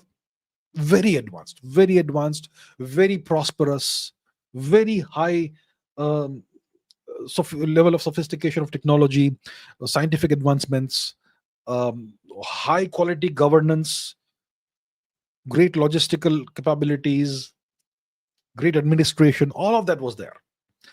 When it comes to North America, in North America, United States and Canada, they don't allow archaeological work on Native American history. There are, I mean, see, in Mesoamerica, Mexico, in South America, you have these major monumental architectural works like pyramids, etc. They're unmistakable. There are such things in North America also, but these are suppressed, these are hidden away. Those have been destroyed, bulldozed, etc. There is evidence of large scale cities even in North America, in what is now the United States. But you will not see anyone highlighting those things. Those things are quietly brushed under the carpet. So in the United States and in Canada, they have been very good at suppressing the evidence or destroying the evidence willfully. So the gist of the answer is that Native American civilizations were pretty advanced, pretty sophisticated, high technology for that time period, very good governance, very good administration, great advances in science, technology, literature, poetry, so much more. And yeah, but not Australia, right? So that's how it was. Amisha says, how did Native American society not completely collapse from losing 90% of the people to smallpox? So we are taught or told that, yeah, unfortunately, the Native American society in various parts of the Americas, whether it's North America, Mesoamerica, South America, whatever, 90% plus of their populations died out. And it was very unfortunate because of smallpox. It's because of smallpox and diseases. That's what we are told. There's no question that diseases, old world diseases, Eurasian diseases, played a major role in the decimation of the populations. But the 90% figure, which could be an underrepresentation of what happened, maybe it's 95%, maybe 50% was diseases, and the rest was genocide. So it's not like, the Europeans came and sat there and the natives started dying out. No, the Europeans actively killed them off, as many as they could. Right? So, I mean, look at the story of what happened to Hispaniola, the island which is now half Haiti, half Dominican Republic. Christopher Columbus became the governor general. He was given the title of governor general of this island by the Spanish crown. And at the time, there were millions of Native American people who lived there. Within 20, 30 years, zero. Okay? And there was this priest, Bartolome de las Casas, who observed this firsthand in front of his own eyes, and he wrote about this. He was an advocate of not killing Native Americans, merely convert them to Christianity. Don't kill them. And he was very critical of what Christopher Columbus and later governors did to the people. And that's just one example. This happened over and over and over again. So, and the people, the Arawak people of Hispaniola, did not die of smallpox. They died of genocide. And the same happened over and over again. So the 90% figure could be accurate. Maybe it is still an underrepresentation. Maybe it's 95%. But some portion of it was due to disease. The rest of it was due to genocide. And nobody can deny that. Now, and what was the death toll in numbers? Maybe 100 million. Between 50 to 100 million. That is a shocking number. Now, how did Native American society not completely collapse? They wanted to survive somehow. So we have small population groups that still exist in North America, in reservations, etc. These reservations were meant to be temporary, and they still regard Native Americans as a problem. They just want Native Americans to either assimilate into the white population, and stop being Native American, so that the land can be taken, the reservations, the substantial land is there, or maybe they should just die out, and once again the whites can take the land. So the white settlers are still waiting for the Native Americans to die out. The Native Americans are simply a minor substratum, subclass of society in the Americas, in a super marginalized substratum of society. They obviously, everybody wants to survive. They want to keep things going. They want to continue living and continue passing on their culture to whatever extent they can, and they are trying to do that, right? So the whites were not able to exterminate them completely, and that's why they still survive. They have tried to be resilient, but today, most Native Americans, if you look at them, they don't even look Native American anymore. They don't have brown skin.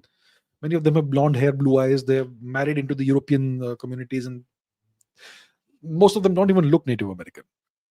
So they are slowly losing their identity, their separate, distinct ethnicity. It's being eroded generation after generation, and the society is collapsing. Most of them have been made to convert to Christianity. Their religion is gone. Their belief system, their culture is gone, and slowly even the languages are gone. The Native American languages, hardly anybody speaks Native American languages now. Even on the reservations, most people, I would say, speak English. So it's being eroded step by step, generation by generation, and the eventual objective is to erase the identity of the Native Americans. And just once that happens, you can take over all the land. There you have it.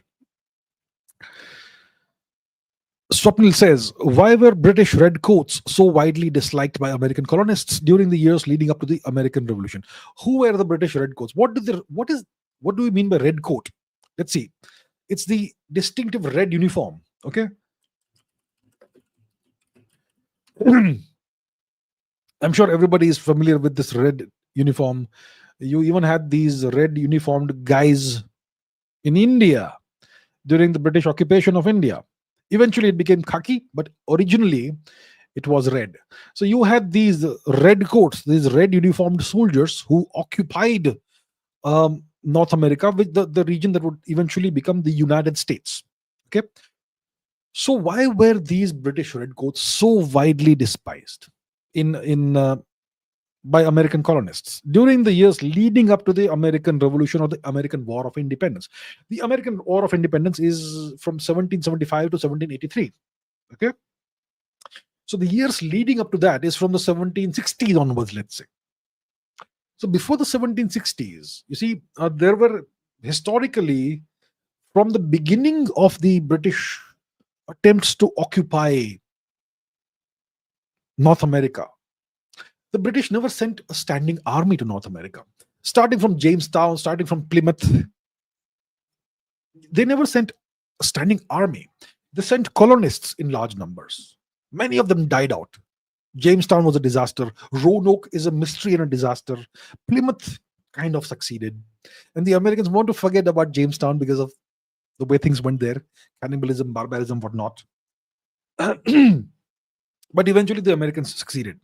And the Americans had a very different strategy from the Spaniards. The Spaniards were looking for gold.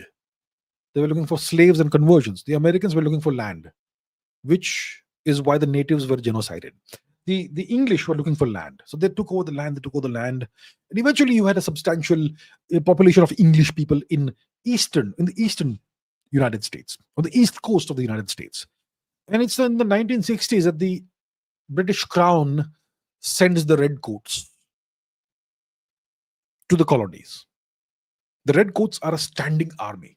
So suddenly, the colonists who have grabbed all this land and who are like living happily suddenly find this army looming over them, sent from across the Atlantic Ocean, thousands of kilometers away. Right? So that gave them the sense of being under occupation by England. And London became this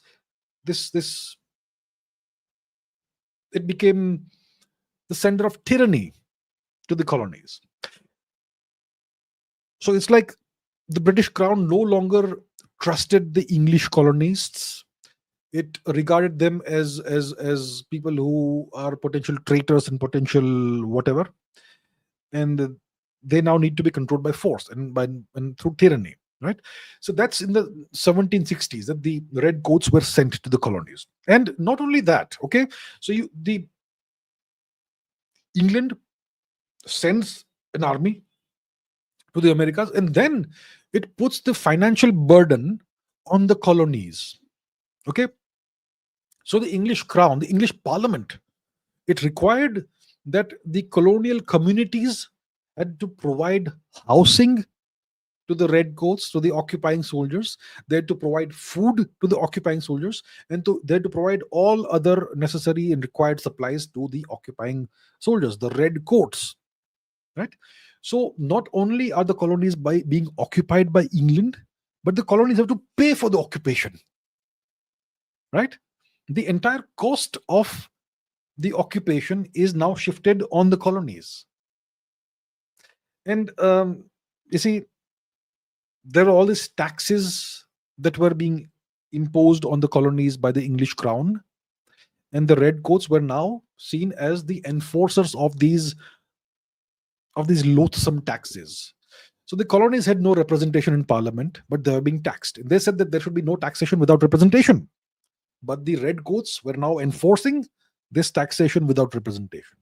And then there was social friction. There was job competition. You see, these redcoats, they were on the payroll of the British Crown. But many of these redcoat soldiers, they would also take off-duty work as laborers, as dock workers in the dockyards, and they would compete with the locals, with the local men.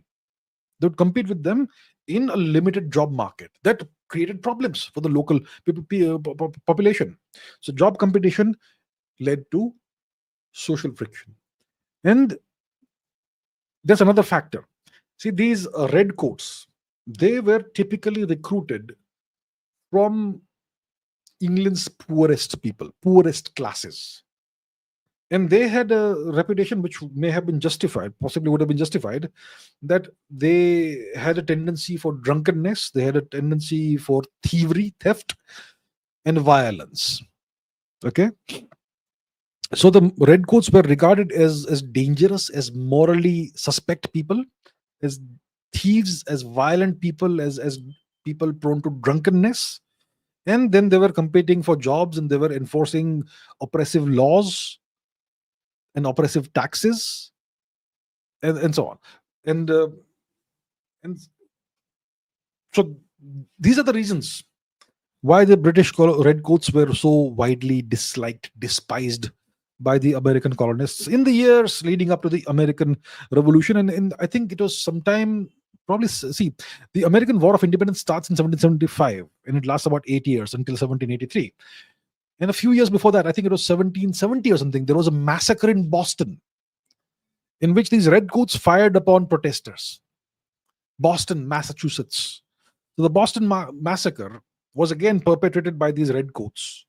Maybe like it's not like 300 people died in that. Maybe 5, 8, 10 people may have died in the Boston massacre, but it was reported widely as a massacre of lots of people, and that added to the ire, to the antipathy that the locals had towards the redcoats. So because of all these factors, the British redcoats were very widely disliked, despised by the American colonists in the years leading up to the American Revolution. And then the redcoats fought the American independence fighters. And yeah.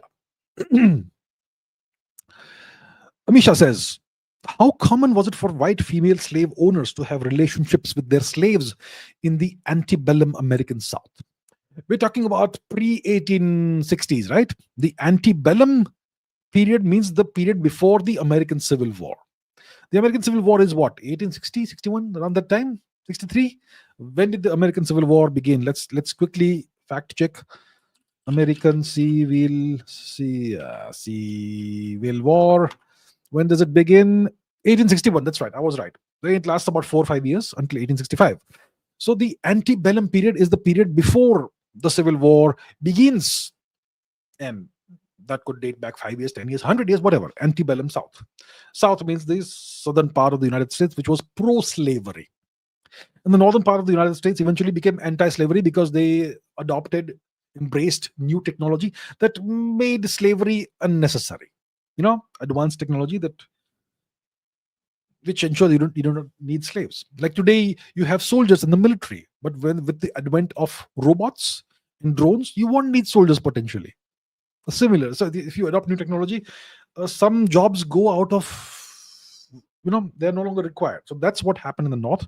But in the south, they wanted to continue slavery. And that's why you had the Civil War. So you had the system of plantation slavery, etc., in the American South. And it was very common for slave owners, males, to sexually abuse their female African origin slaves. It was pretty common, and plenty of slave women gave birth to children of their white owners, that sort of thing. And those children were typically regarded as slaves, and that's how it would go. And you see, the male slave owners who would do this to the female slaves, they did not have to take any responsibility. They could simply disregard the fact that there are now half white, half black children that these black slave female persons have, ladies have. You could just disregard that, So the males in that male-dominated Christian milieu of the antebellum South, white males did not have to take responsibility for any of these things. But the greatest of all taboos was for a white woman to have a child with a black slave. That was the greatest taboo. And there were all kinds of harsh laws against that. So if a white woman gave birth to a child with a black man who was typically a slave, black people were slaves. So if a white woman gave birth to a child whose father was a black slave, she would be enslaved. And the child would be enslaved. The child would be born a slave, and the woman would be, in some states she would be enslaved for 5 years, some years in some states she would be a slave as long as the man was alive. That sort of thing. So it was very, very harshly frowned upon. It was a great taboo. Women could not escape responsibility. Men always evaded responsibility in that society. So it was pretty uncommon for white female slave owners to have relationships with their slaves. It did happen. There are some records of that happening. And the incidence was very low among white female slave owners, but it was kind of slightly higher among poor white females who were not landowners or slave owners.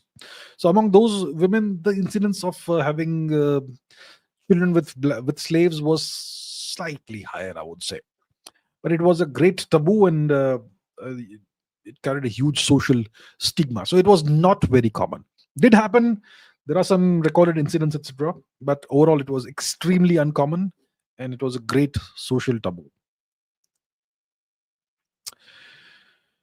Okay, let's take a couple more questions. We already crossed 2 hours. Nirvana Shank says, one rarely hears about the Somalia affair of the early 1990s, when Canadian forces were implicated in serious abuses during their peacekeeping mission in Somalia. What were the underlying objectives of Canada's involvement in Somalia, and to what extent were the incidents the result of systemic issues within the military versus emotional or disciplinary breakdowns among individual soldiers? Thank you for your attention to this matter. Okay, look, Canada, if you see the track record of Canadian soldiers during the Second World War, it's not very nice. It's not very nice. Okay. Now, that's the Second World War. 1940s we're talking about. Now, coming to the 1990s, there was, a UN intervention in Somalia in the early 1990s. You had this ruler of Somalia called Siad Barre, who was ousted, and then you had a period of anarchy, chaos in Somalia. Mogadishu is the capital. Yeah, you had Mohammed Farah Aidid, who fought the Americans. A long story there, but Somalia was in chaos.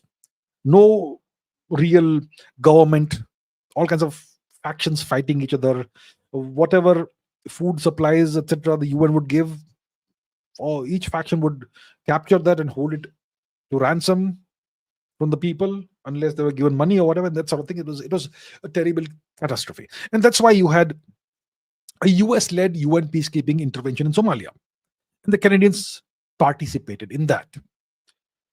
So that was the thing. And this Somalia affair is in 1993. This was a series of brutal human rights abuses by Canadian soldiers. So I can think of at least two incidents. You see, the Canadian soldiers, Canadian troops would have these army camps, etc., and the Somalian population was starved. It was starving. They were always on the lookout for food, and there was food in the UN camp. The Somalians would, kids, etc., they would sometimes, teenagers would sometimes come and, scrounge around for food and try to get some food. And the Canadians started looking upon these Somalians as potential saboteurs. And there was an incident in which the Canadian soldiers, multiple Canadian soldiers, shot a boy, a young male, and it looked like that boy was shot. I mean, there was no need to kill him. It looked like, his body was so badly damaged it could not be taken in one piece back to the camp or whatever it was. It had to be put in a body bag or something. And medical examination showed that the kid was probably shot in the head a few minutes after he was shot in other places or parts of the body, that sort of thing.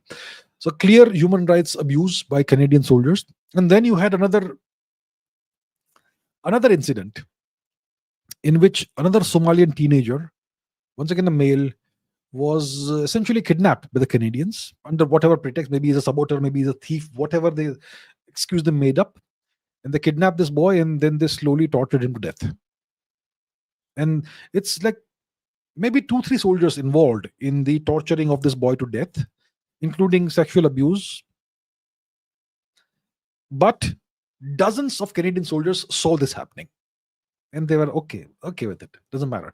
And some of them took photographs. And those photographs, unfortunately, are still potentially available on the internet. That boy being tortured to death in all kinds of brutal ways. So the Americans, what they did in Abu Ghraib, in Baghdad, after their invasion and occupation of Iraq, the kind of atrocities they did to the Iraqi civilians in Abu Ghraib prison, the Somalia affair of the 1990s, of 1993, was done by Canadians. It's a smaller scale example of what the Americans would do later. So that's the Somalia affair of the early 1990s, and it is said that this Canadian detachment regiment, whatever it was, I don't know what the division or regiment name was. I don't remember that. You can look it up if you want. It was said to be highly racist. Some of the soldiers were big fans of the Nazi Führer, Adolf Hitler. Some of them were apparently members of the Ku Klux Klan. Some of them had Confederate flags. That is, the Confederate United States was the southern United States that supported slavery. They were super racist. So it was a systemic issue. It was not emotional or disciplinary breakdown of any kind.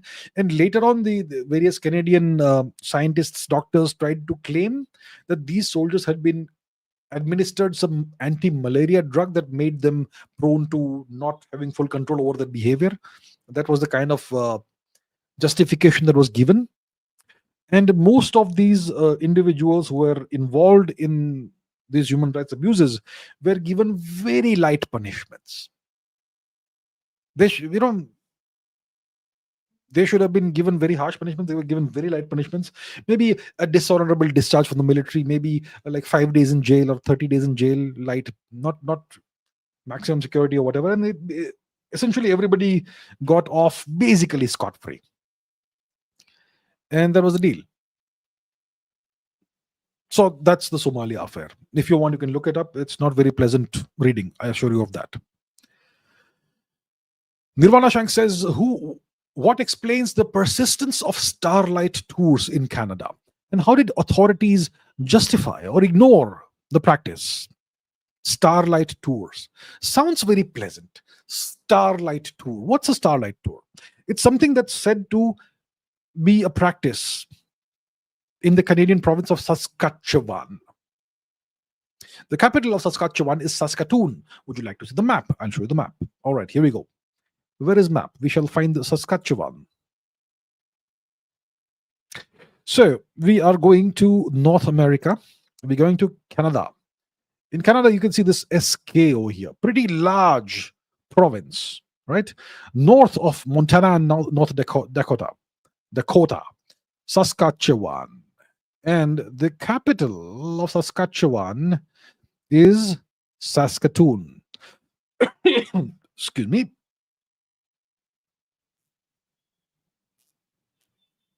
So, if you take a look at the coordinates, it's pretty high up north. Okay. And it gets pretty cold in winter. Pretty cold in winter. The temperatures in the Saskatoon region, in the Saskatchewan region, drop to minus 20s, the minus 20s degrees Celsius, sometimes even minus 30s, minus 30, 31, 32, whatever. Okay. And there's a lot of Native American people who live in this region. So the Canadian police, the Royal Canadian Mounted Police, RCMP, and Saskatoon Police and Saskatchewan Police, they have this charming practice. What they do is that they will catch some Native American person, typically somebody who has had a drink or two. They will accuse the person of drunkenness, put that person in a police vehicle in the evening, drive them out of the city a few kilometers, and leave them in the night out there. When the temperature goes to minus 25, minus 30 degrees, so what happens? That person will freeze to death. And that practice has been known to happen since at least the 1970s. I'm sure it's got a great history that must go back to the several centuries, but it's known to have been a thing since at least the 1970s. And there are several examples, several names that are known of Native American people who were taken for a starlight tour in this manner by the Canadian police. And so that's what a starlight tour is. And has any action been taken against the police? Not really. Nothing serious, nothing much. Do authorities justify this? They don't justify it. For the longest time, they tried to deny it ever exists. Now they say that, yeah, we're looking into it, blah, blah, blah. Do they ignore the practice? They're trying their best to ignore it and to brush it under the carpet. Now, what explains this? Why do the Canadian police have this practice of taking innocent people, native people, and throwing them out into the open in the night, in winter, several kilometers away from a city where you can't reach the city before you freeze to death? Why do they do that? Because the North American settlers are descendants of mainly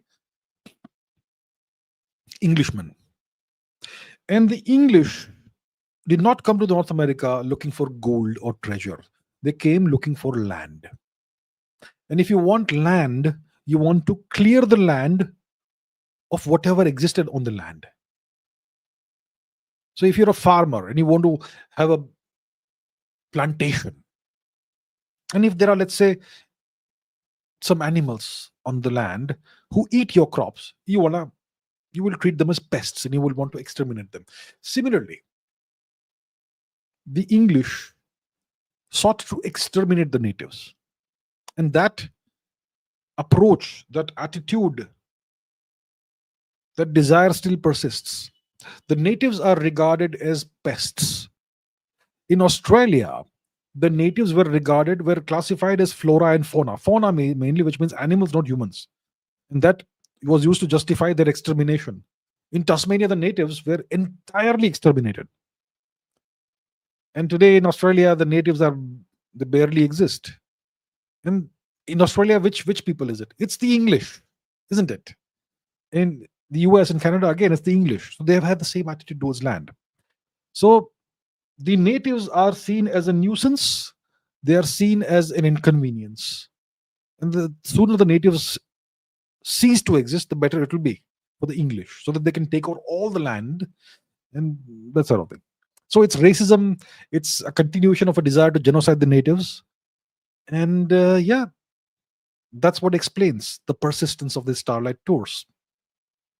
It's the fact that the natives are second-class citizens. They are barely regarded as citizens, and they are treated the way the Romani are treated in Europe. Right? So that's why these Starlight Tours persist.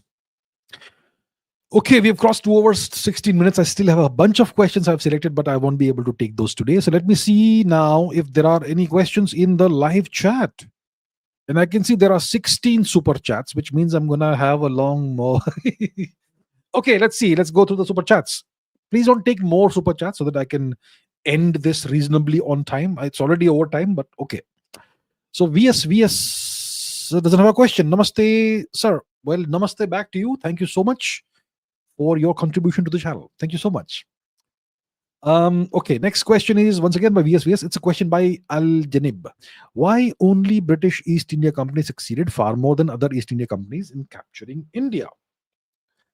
Because the British East India Company was better at not only the systematic application of violence, they had better administration.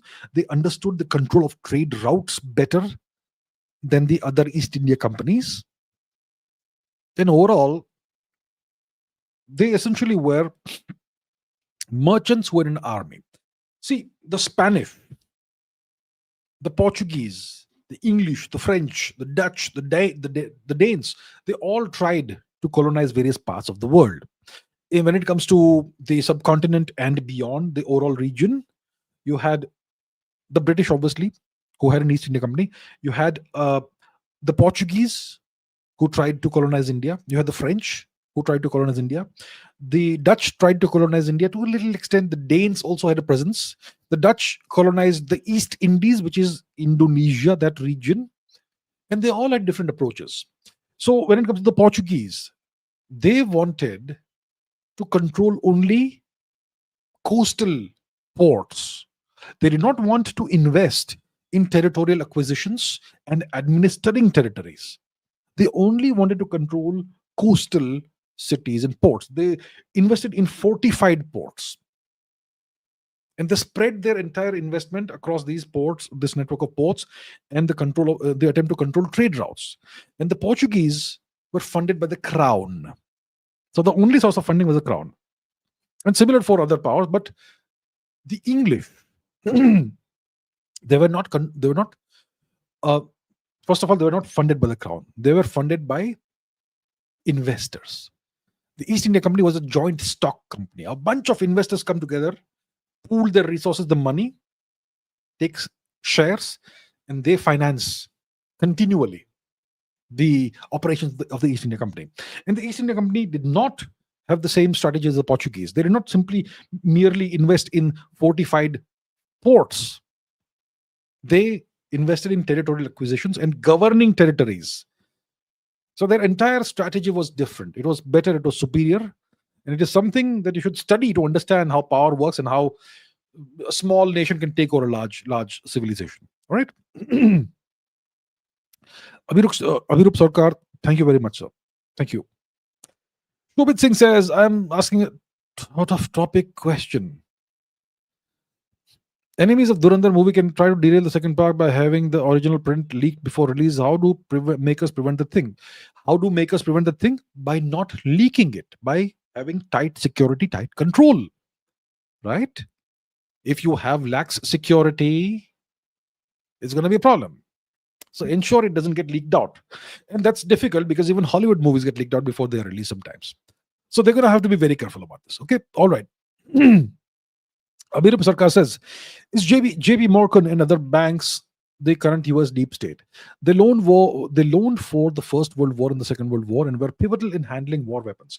They did not ever handle war weapons, sir. They financed the sale and purchase of weapons in wars. See, banks are instruments of the deep state. The deep state let's say it hypothetically exists, it needs to control various aspects of the world order, the financial system, the trade routes, key nations. They have to invest in penetrating, like they say, penetrating the cabinets of key nations, etc. So, one of the key aspects of global control is control of the financial system. And to control the financial system, you have to control key countries, key nations like the UK, where you have London, which is a key financial, capital of the world.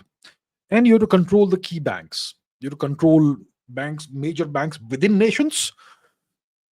You have to control major international financial institutions like, for example, the World Bank, the International Monetary Fund. You have to control systems like the SWIFT system, and so on. So the point is, these banks are one element of what the deep state controls. They are not the deep state. They are instruments of the deep state, if the deep state exists. All right?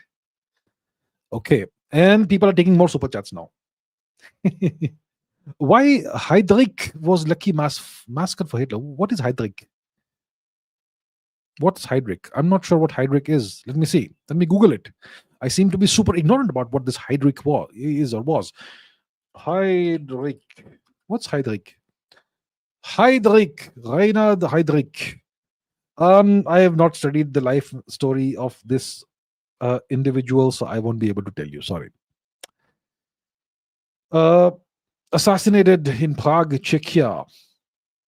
Reinhard Tristan Eugen Heydrich was a German high-ranking SS and police official in Nazi Germany, one of the principal architects of the Holocaust. He held the rank of SS Obergruppenführer und General der Polizei.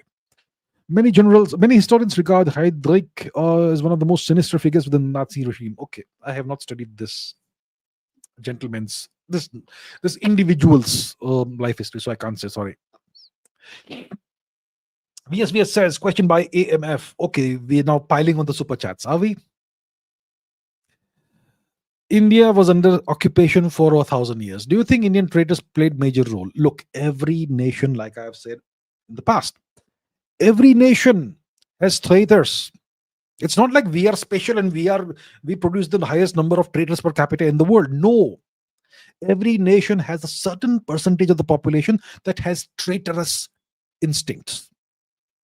Now, when you are a nation under distress, under foreign occupation, then it will look like there are more traitors than usual, because the traitors become useful then to the foreigners, the occupiers.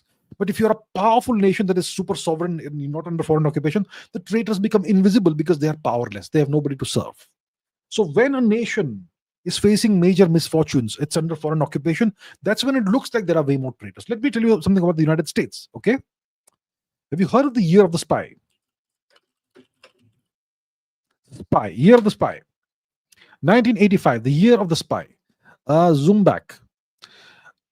A period when numerous high-profile espionage cases, involving Soviet spies in the United States. Okay, John Walker Jr. family spy ring. John Anthony Walker, Richard Kelly Smith, who was a physicist. Oh man.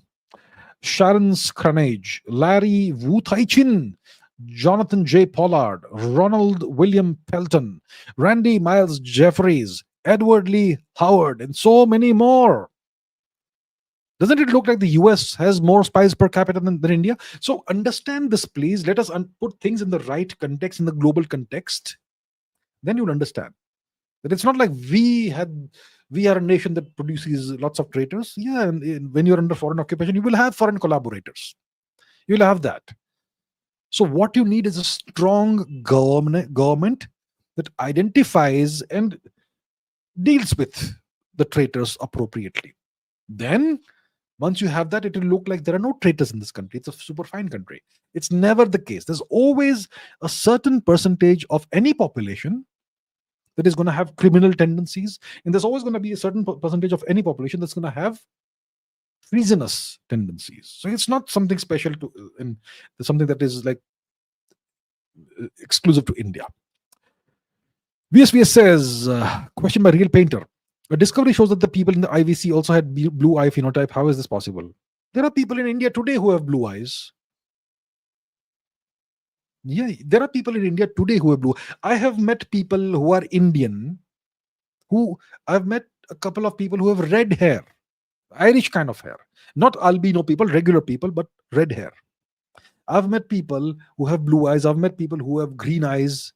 We have all the phenotypes in India. Why is it not possible? We, in the Indian subcontinent, the population that we have, or people, they have the highest genetic diversity outside of Africa. That's because India was the place where you had the first proper settlement of the out of Africa migration, those people. So all the phenotypes are going to be present in India.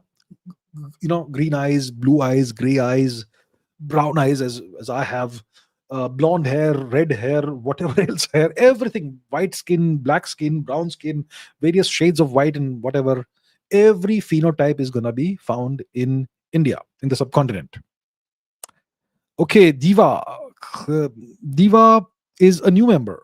Well, Diva, Dine Kaine Viva, thank you very much, and welcome to the channel's membership. Thank you very much. Goodliness says, can you explain the history of terrorism? Every expert have their own narrative on this. For you, historically, when did terrorism start and by whom? Now, that is very controversial. It's a very controversial question. When did terrorism start? Look, terrorism started. First of all, let's define terrorism. What is the difference between warfare and terrorism? See, warfare is when, let's say, you have two nations or two kingdoms, two empires that are fighting. Warfare is when a professional army fights against another professional army. The soldiers fight the soldiers, and that's warfare. The objective is to defeat the adversary nation, adversary kingdom or empires military, and thereby achieve your political and military objectives. Your military objectives will be to defeat the military, to capture territory, maybe, and your political objective may be to effect a regime change. So that is warfare. Now, what is terrorism? Terrorism is when you don't fight the adversary's military, you attack their innocent, unarmed civilians. That is terrorism. That's the difference between warfare and terrorism. When did terrorism start? Terrorism started whenever you had a kingdom or a culture that decided that it's okay to harm civilians, to attack civilians, to enslave civilians, to do whatever atrocities are done to civilians. See, historically in the subcontinent, it would be armies fighting armies. You would have one or two bad, rotten apples in a few thousand years, like Kans Mama, like Jarasandh, like Dhanananda. Some evil kings were there, but overall, when two kingdoms fought each other, it would be the army fighting the army. They would never touch civilians. Terrorism started when you had armies starting to attack civilians. That is terrorism. So whenever that started is when terrorism started. I will not go beyond that. VSVS says, sorry for going off topic, but Sir Cena is retiring tomorrow match at 6:30 live. You mean John Cena? Well, he's been fighting since before I was born, right? Well, he's finally retiring. Okay. Chirag Srinath says, hello, sir. Was Germany under Kaiser Wilhelm too overly confident in its ability to defeat France, Britain, and Russia, leading it to ally with the Austro-Hungarian Empire despite the risks? See, unless you are confident, you won't take such actions, right? The First World War was so incredibly complicated, convoluted. If you ask me right now, I don't exactly remember the cause and effect chain. It starts with the Balkan Wars. That's before the First World War starts. Then you have the assassination of Archduke Ferdinand, and then in a matter of days, all the dominoes fall into place. So Germany allied with the Austro-Hungarian Empire. Serbia was allied with Russia. And France, Italy, it's super complicated. But yes, overall, Germany was pretty confident that it's gonna, you know, defeat France, Britain, Russia. And France, Britain, Russia was a very unlikely alliance, actually, wasn't it? Yeah, so they were confident, and their confidence was clearly misplaced. The Austro-Hungarian Empire collapsed and disintegrated completely, and Germany was humiliated.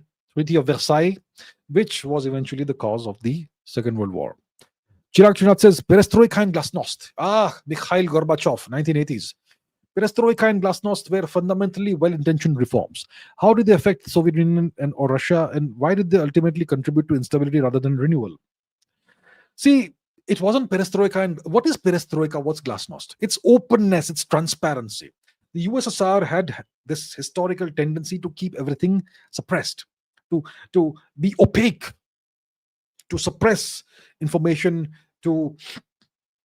it had this, reputation for secrecy, and so on. So perestroika and glasnost was about openness, it was about transparency. It was about owning up to your mistakes. It was about the government taking responsibility for some things that it should not have done, that sort of thing. But it came at a time when the standards in the USSR were declining significantly. The decline of these standards in the USSR began with the death of Joseph Stalin.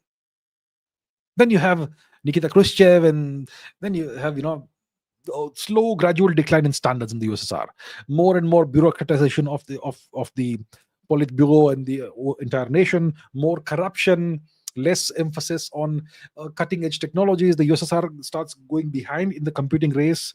Eventually, by the 1980s, it's like 10-15 years behind the US in supercomputing, in computing overall. And after the 1970s, it gives up on the space race, and the standards in the nuclear reactors decline. So it was a slow, gradual decline of standards, setting in of rust and rot in the entire system. And that's when Gorbachev decided to bring in perestroika and glasnost. So people who had lived through the 50s and 60s, in the 1980s, they could see that things have declined significantly. And the nation's morale was already down because of all that.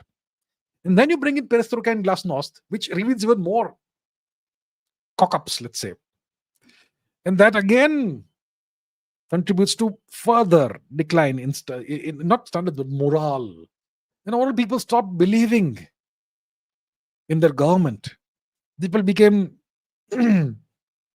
dejected. So it to some extent contributed to the further decline of the USSR.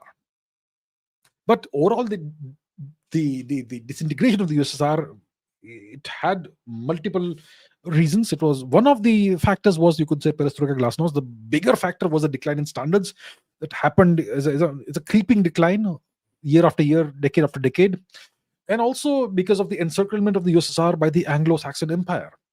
The Anglo-Saxon Empire controlled much of the global economy. They controlled the trade routes, the oceans, and they had encircled the USSR. And the USSR, its economy wasn't doing great. And overall, all these factors came together to, and because of the weak leadership of Mikhail Gorbachev also, because of which too much freedom was given to the various SSRs. And all of that eventually led to the collapse of the USSR. VSVS says, was the Indus Valley civilization truly a civilization by modern definitions, or was it just the westernmost branch of a larger, far older Vedic civilization whose records were systematically wiped out to create the Aryan invasion myth? Like I've said, I don't know, several dozen times. I'm sure you've not seen it, so it's not a criticism. But like I've said so many times, calling this entity a distinct civilization is one of the biggest lies that has been foisted upon the people of India. These days, there is a tendency to name or to call every new archaeological discovery as a new civilization. Kila D civilization, that civilization, this civilization, every new archaeological discovery is apparently a new civilization now. That's how the idiotic media reports things. India's media is the lowest standards in the world, whether it is in geopolitics, or whether it's in history or whatever, lowest standards. And our historians also have contributed. They have done biggest damage by calling this a separate civilization. Indus Valley civilization, Harappan civilization. It's not a separate, distinct civilization. It is a period of time in our civilizational history. It was not isolated and separated and existed in isolation in the west of India. It was connected to the rest of India. And you can see the connections all over the place, even all the way down south, where you have the same kind of script with some other characters in places like Tamil Nadu. Look at India today. We have north, west, east, south, north, south, east, west of India, right? Very large subcontinent, and it's all interconnected. You go to Assam, you will see a certain script, certain kind of culture. You go to Tamil Nadu, you go to Kerala, you will see something totally different.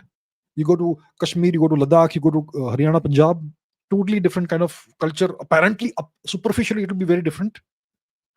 Go to Western India, Gujarat, Kutch, Sindh, Balochistan, very different culture once again, apparently, but all interconnected, all part of a greater whole that is just one overall thing.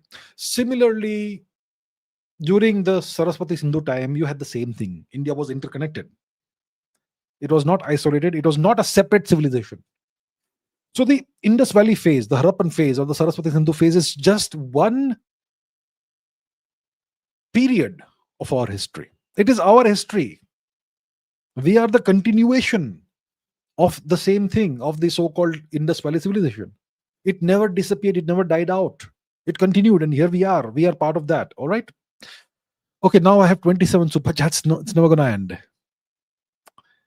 All right, let me see. What next do we have? Okay, I'm going to take questions for maybe 10 minutes more because I can't take them forever. VSVS says, Grim Revok is Kanglu Mia from Superpower Bangladesh. I have no idea what that means. Who is Grim Grivok? Who is Grim Grivok? I have no idea who is Grim Grivok, but okay, thank you for letting me know, sir. Thank you. Whose side should a man take if there's a clash between his mom and wife? Why should innocent man do in this type of situation? Listen, this is a history episode. I have no idea about clash between mom and wife. Maybe I'm not the right person to ask this question. All right, sir. And anyway, today I'm discussing history. James, our friend James is back. Look at Manali, HP towns in Himachal Pradesh towns. They're becoming more unplanned and congested. Alpine towns thrive. Beautiful. No wonder all good civilizations run in the West. The problem in many of these towns in various parts of India, one of the major problems is the large-scale infiltration and settlement of Bangladeshi, Rohingya, etc. infiltrators. Now, how is this being done? What is the modus operandi? What are the logistical things they are doing? Who all is complicit in this at local scale, at larger scale? I will not go into that.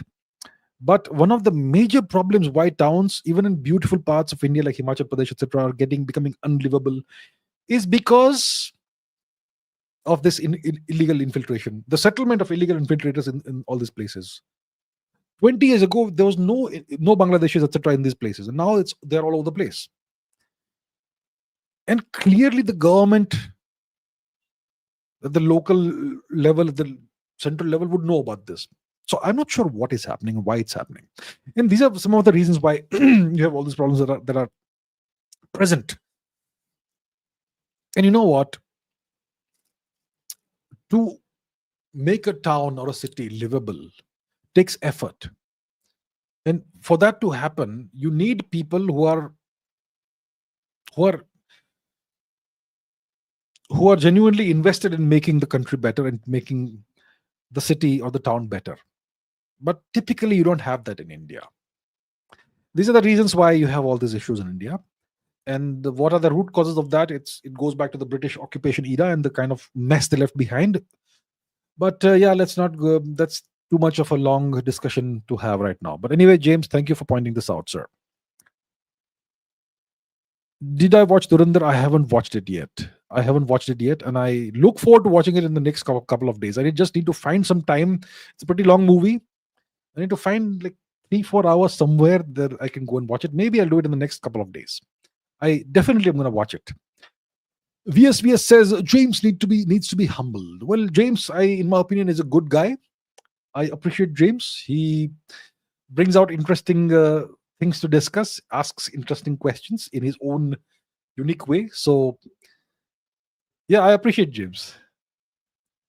Amisha says, when did the sexualization of female breasts begin? Is the objectification of the female form purely sociological, or is it baked into the human species? When did the sexualization of female breasts begin? I think this nonsense comes from... Look, I'm not sure. I mean, if you look at Indian sculptures from the pre-occupation era, almost every female sculpture is depicted bare-chested, bare-breasted. So clearly, it was not something that was taboo, and it was not something that was sexualized, right? In India, at least. It looks like, based on the sculptures and carvings that are all over the subcontinent from before the occupation era, like before 1000 AD, it's like prevalent everywhere that females had their chests uncovered, and there was nothing taboo or sexual about it. So when did this start? I suppose it may have started with... I'm not really sure. When did females start to have to start covering up in India? That obviously starts with the gradual creeping Turkic occupation of India, with their foreign culture, which regarded uncovered women as pieces of meat. That we know. But when did the sexualization of female breasts start? I'm not really sure. I haven't really thought about that. And is it purely sociological? Is it baked into the human species? Some of it may, to some extent, be baked into human species.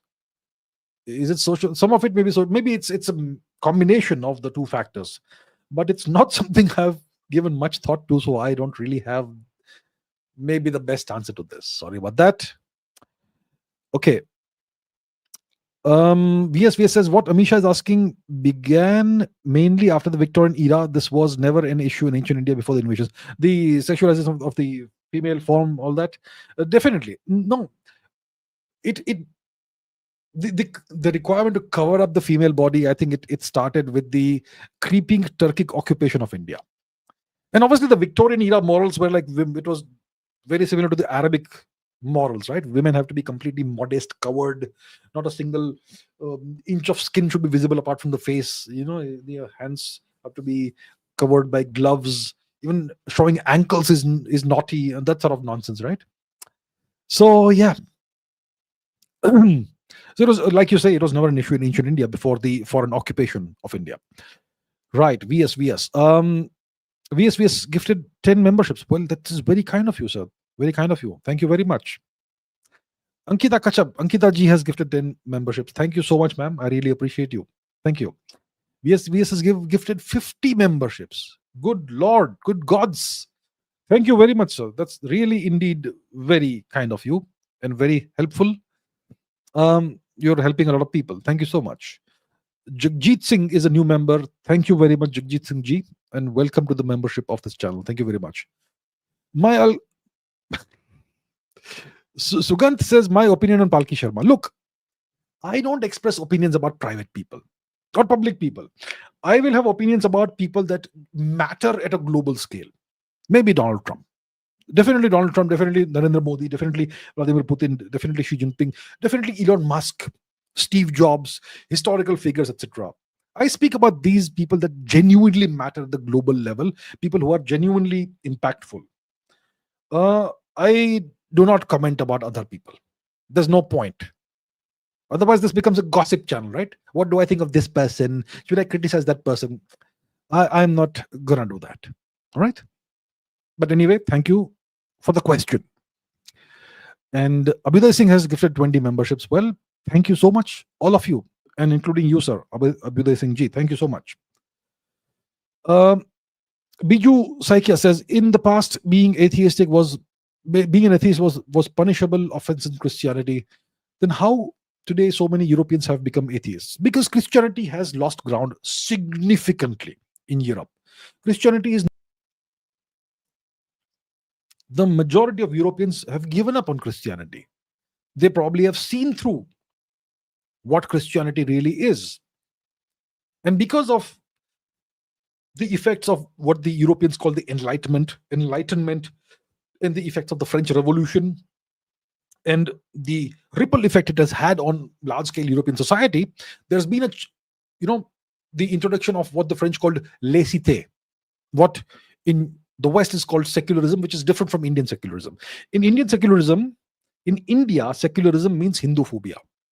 In Europe, secularism means the separation of church and state, which means the church no longer is the authority to issue laws and influence the state or control the state, which was the main source of power the church had. So once that happened, the church became kind of powerless, and that's how people just walked away from the church, from Christianity, and that's how it happened.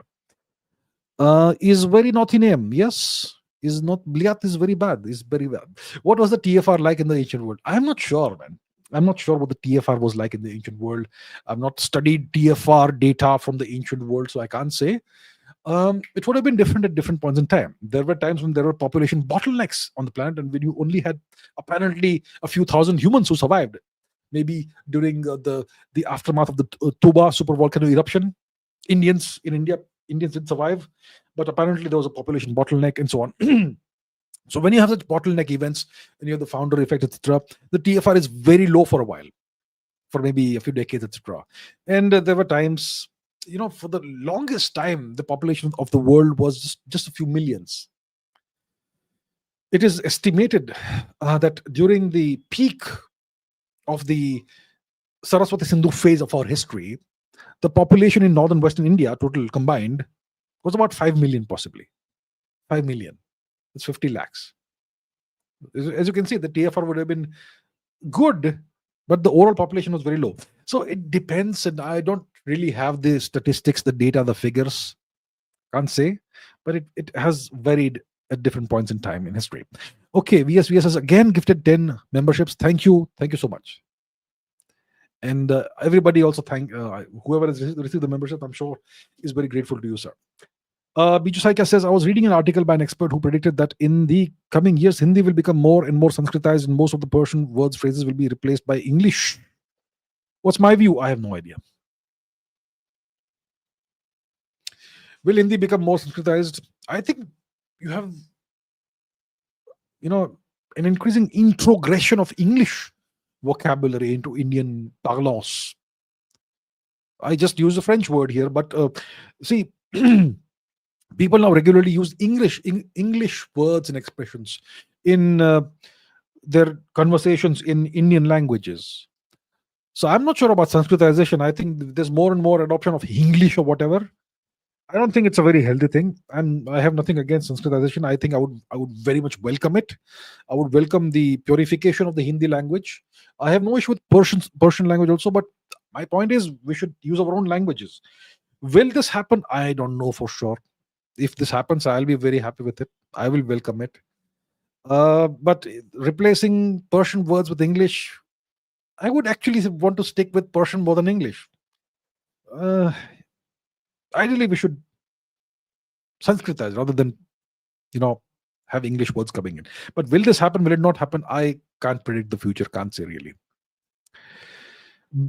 Okay, so I will not. What are some blunders of modern India? 1947 to present. Look, there are millions of blunders. One of the blunders is the partition of India. The second blunder is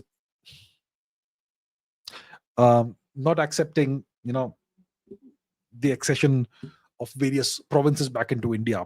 The repudiation of Khan Abdul Ghaffar Khan, who wanted Afghanistan to remain united with India. The giving up of various territories which should have been ours.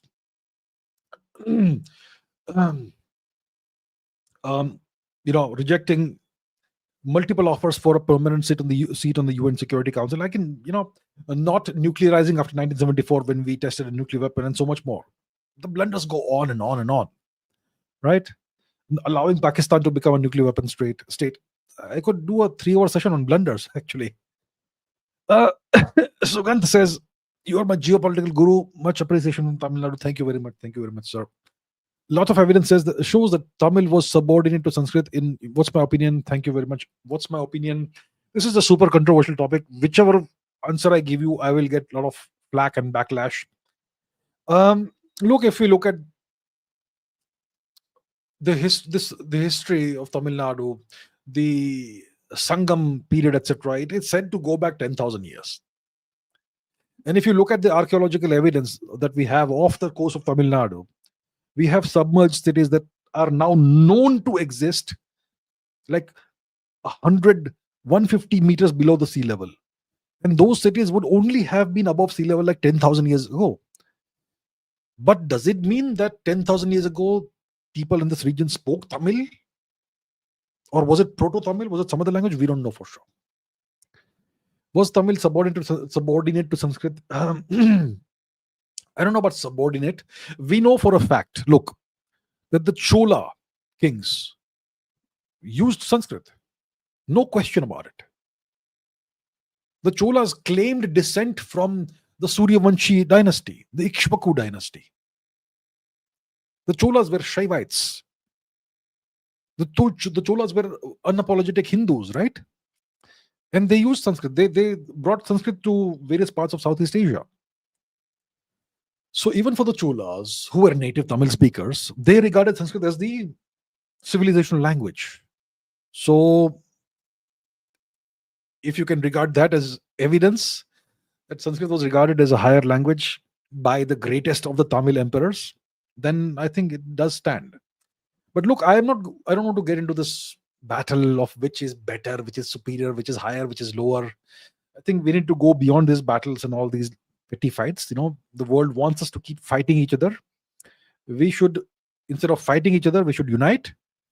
I'm sure all the languages of India have very ancient lineages, and what we know for sure is that Sanskrit, was the language of the Saraswati Sindhu phase of our history. The Indus script, if you can call it that, does encode Sanskrit. It can also encode any other language if you want to, but yeah, so it's a complicated topic. My point is we should cherish all our languages, Sanskrit as well as Tamil, as well as all the other great languages of India, and we should, instead of fighting, unite and take the country forward. And that brings me to the end of today's super chats and live stream. It is, look, now Vladimir Putin wants my opinion on somebody else. Like I said, I don't express opinion on ordinary people like me or other. I only express an opinion about people who have a global impact at a global scale on the world. If I start expressing my opinion about this person, that YouTuber, this newsreader, etc., then this becomes a gossip channel, and that's not my intention ever.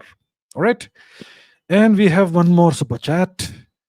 VSVS says, question by Neeraj Desai: if Ashoka converted to Buddhism, how come he's mentioned as Devanam Priya, which is contradictory to Buddhist beliefs that God don't exist? Good question.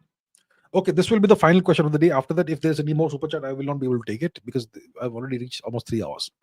So, it is said that Ashoka converted to Buddhism. First of all, in dharmic paths, there is no conversion. Okay? You decide to start walking this path, that is your choice, but you don't have to convert for that. But now it is said that Ashoka converted to Buddhism. That's what our history books tell us. Converted. They use the word conversion. So if Ashoka converted to Buddhism, he became a Buddhist, then why does he refer to himself as Devanama Priya, Priyadarshi, in his inscriptions? Almost everywhere. Devanama Priya means the beloved of the gods. Now, if you're a Buddhist, how can you say that you are the beloved of the gods?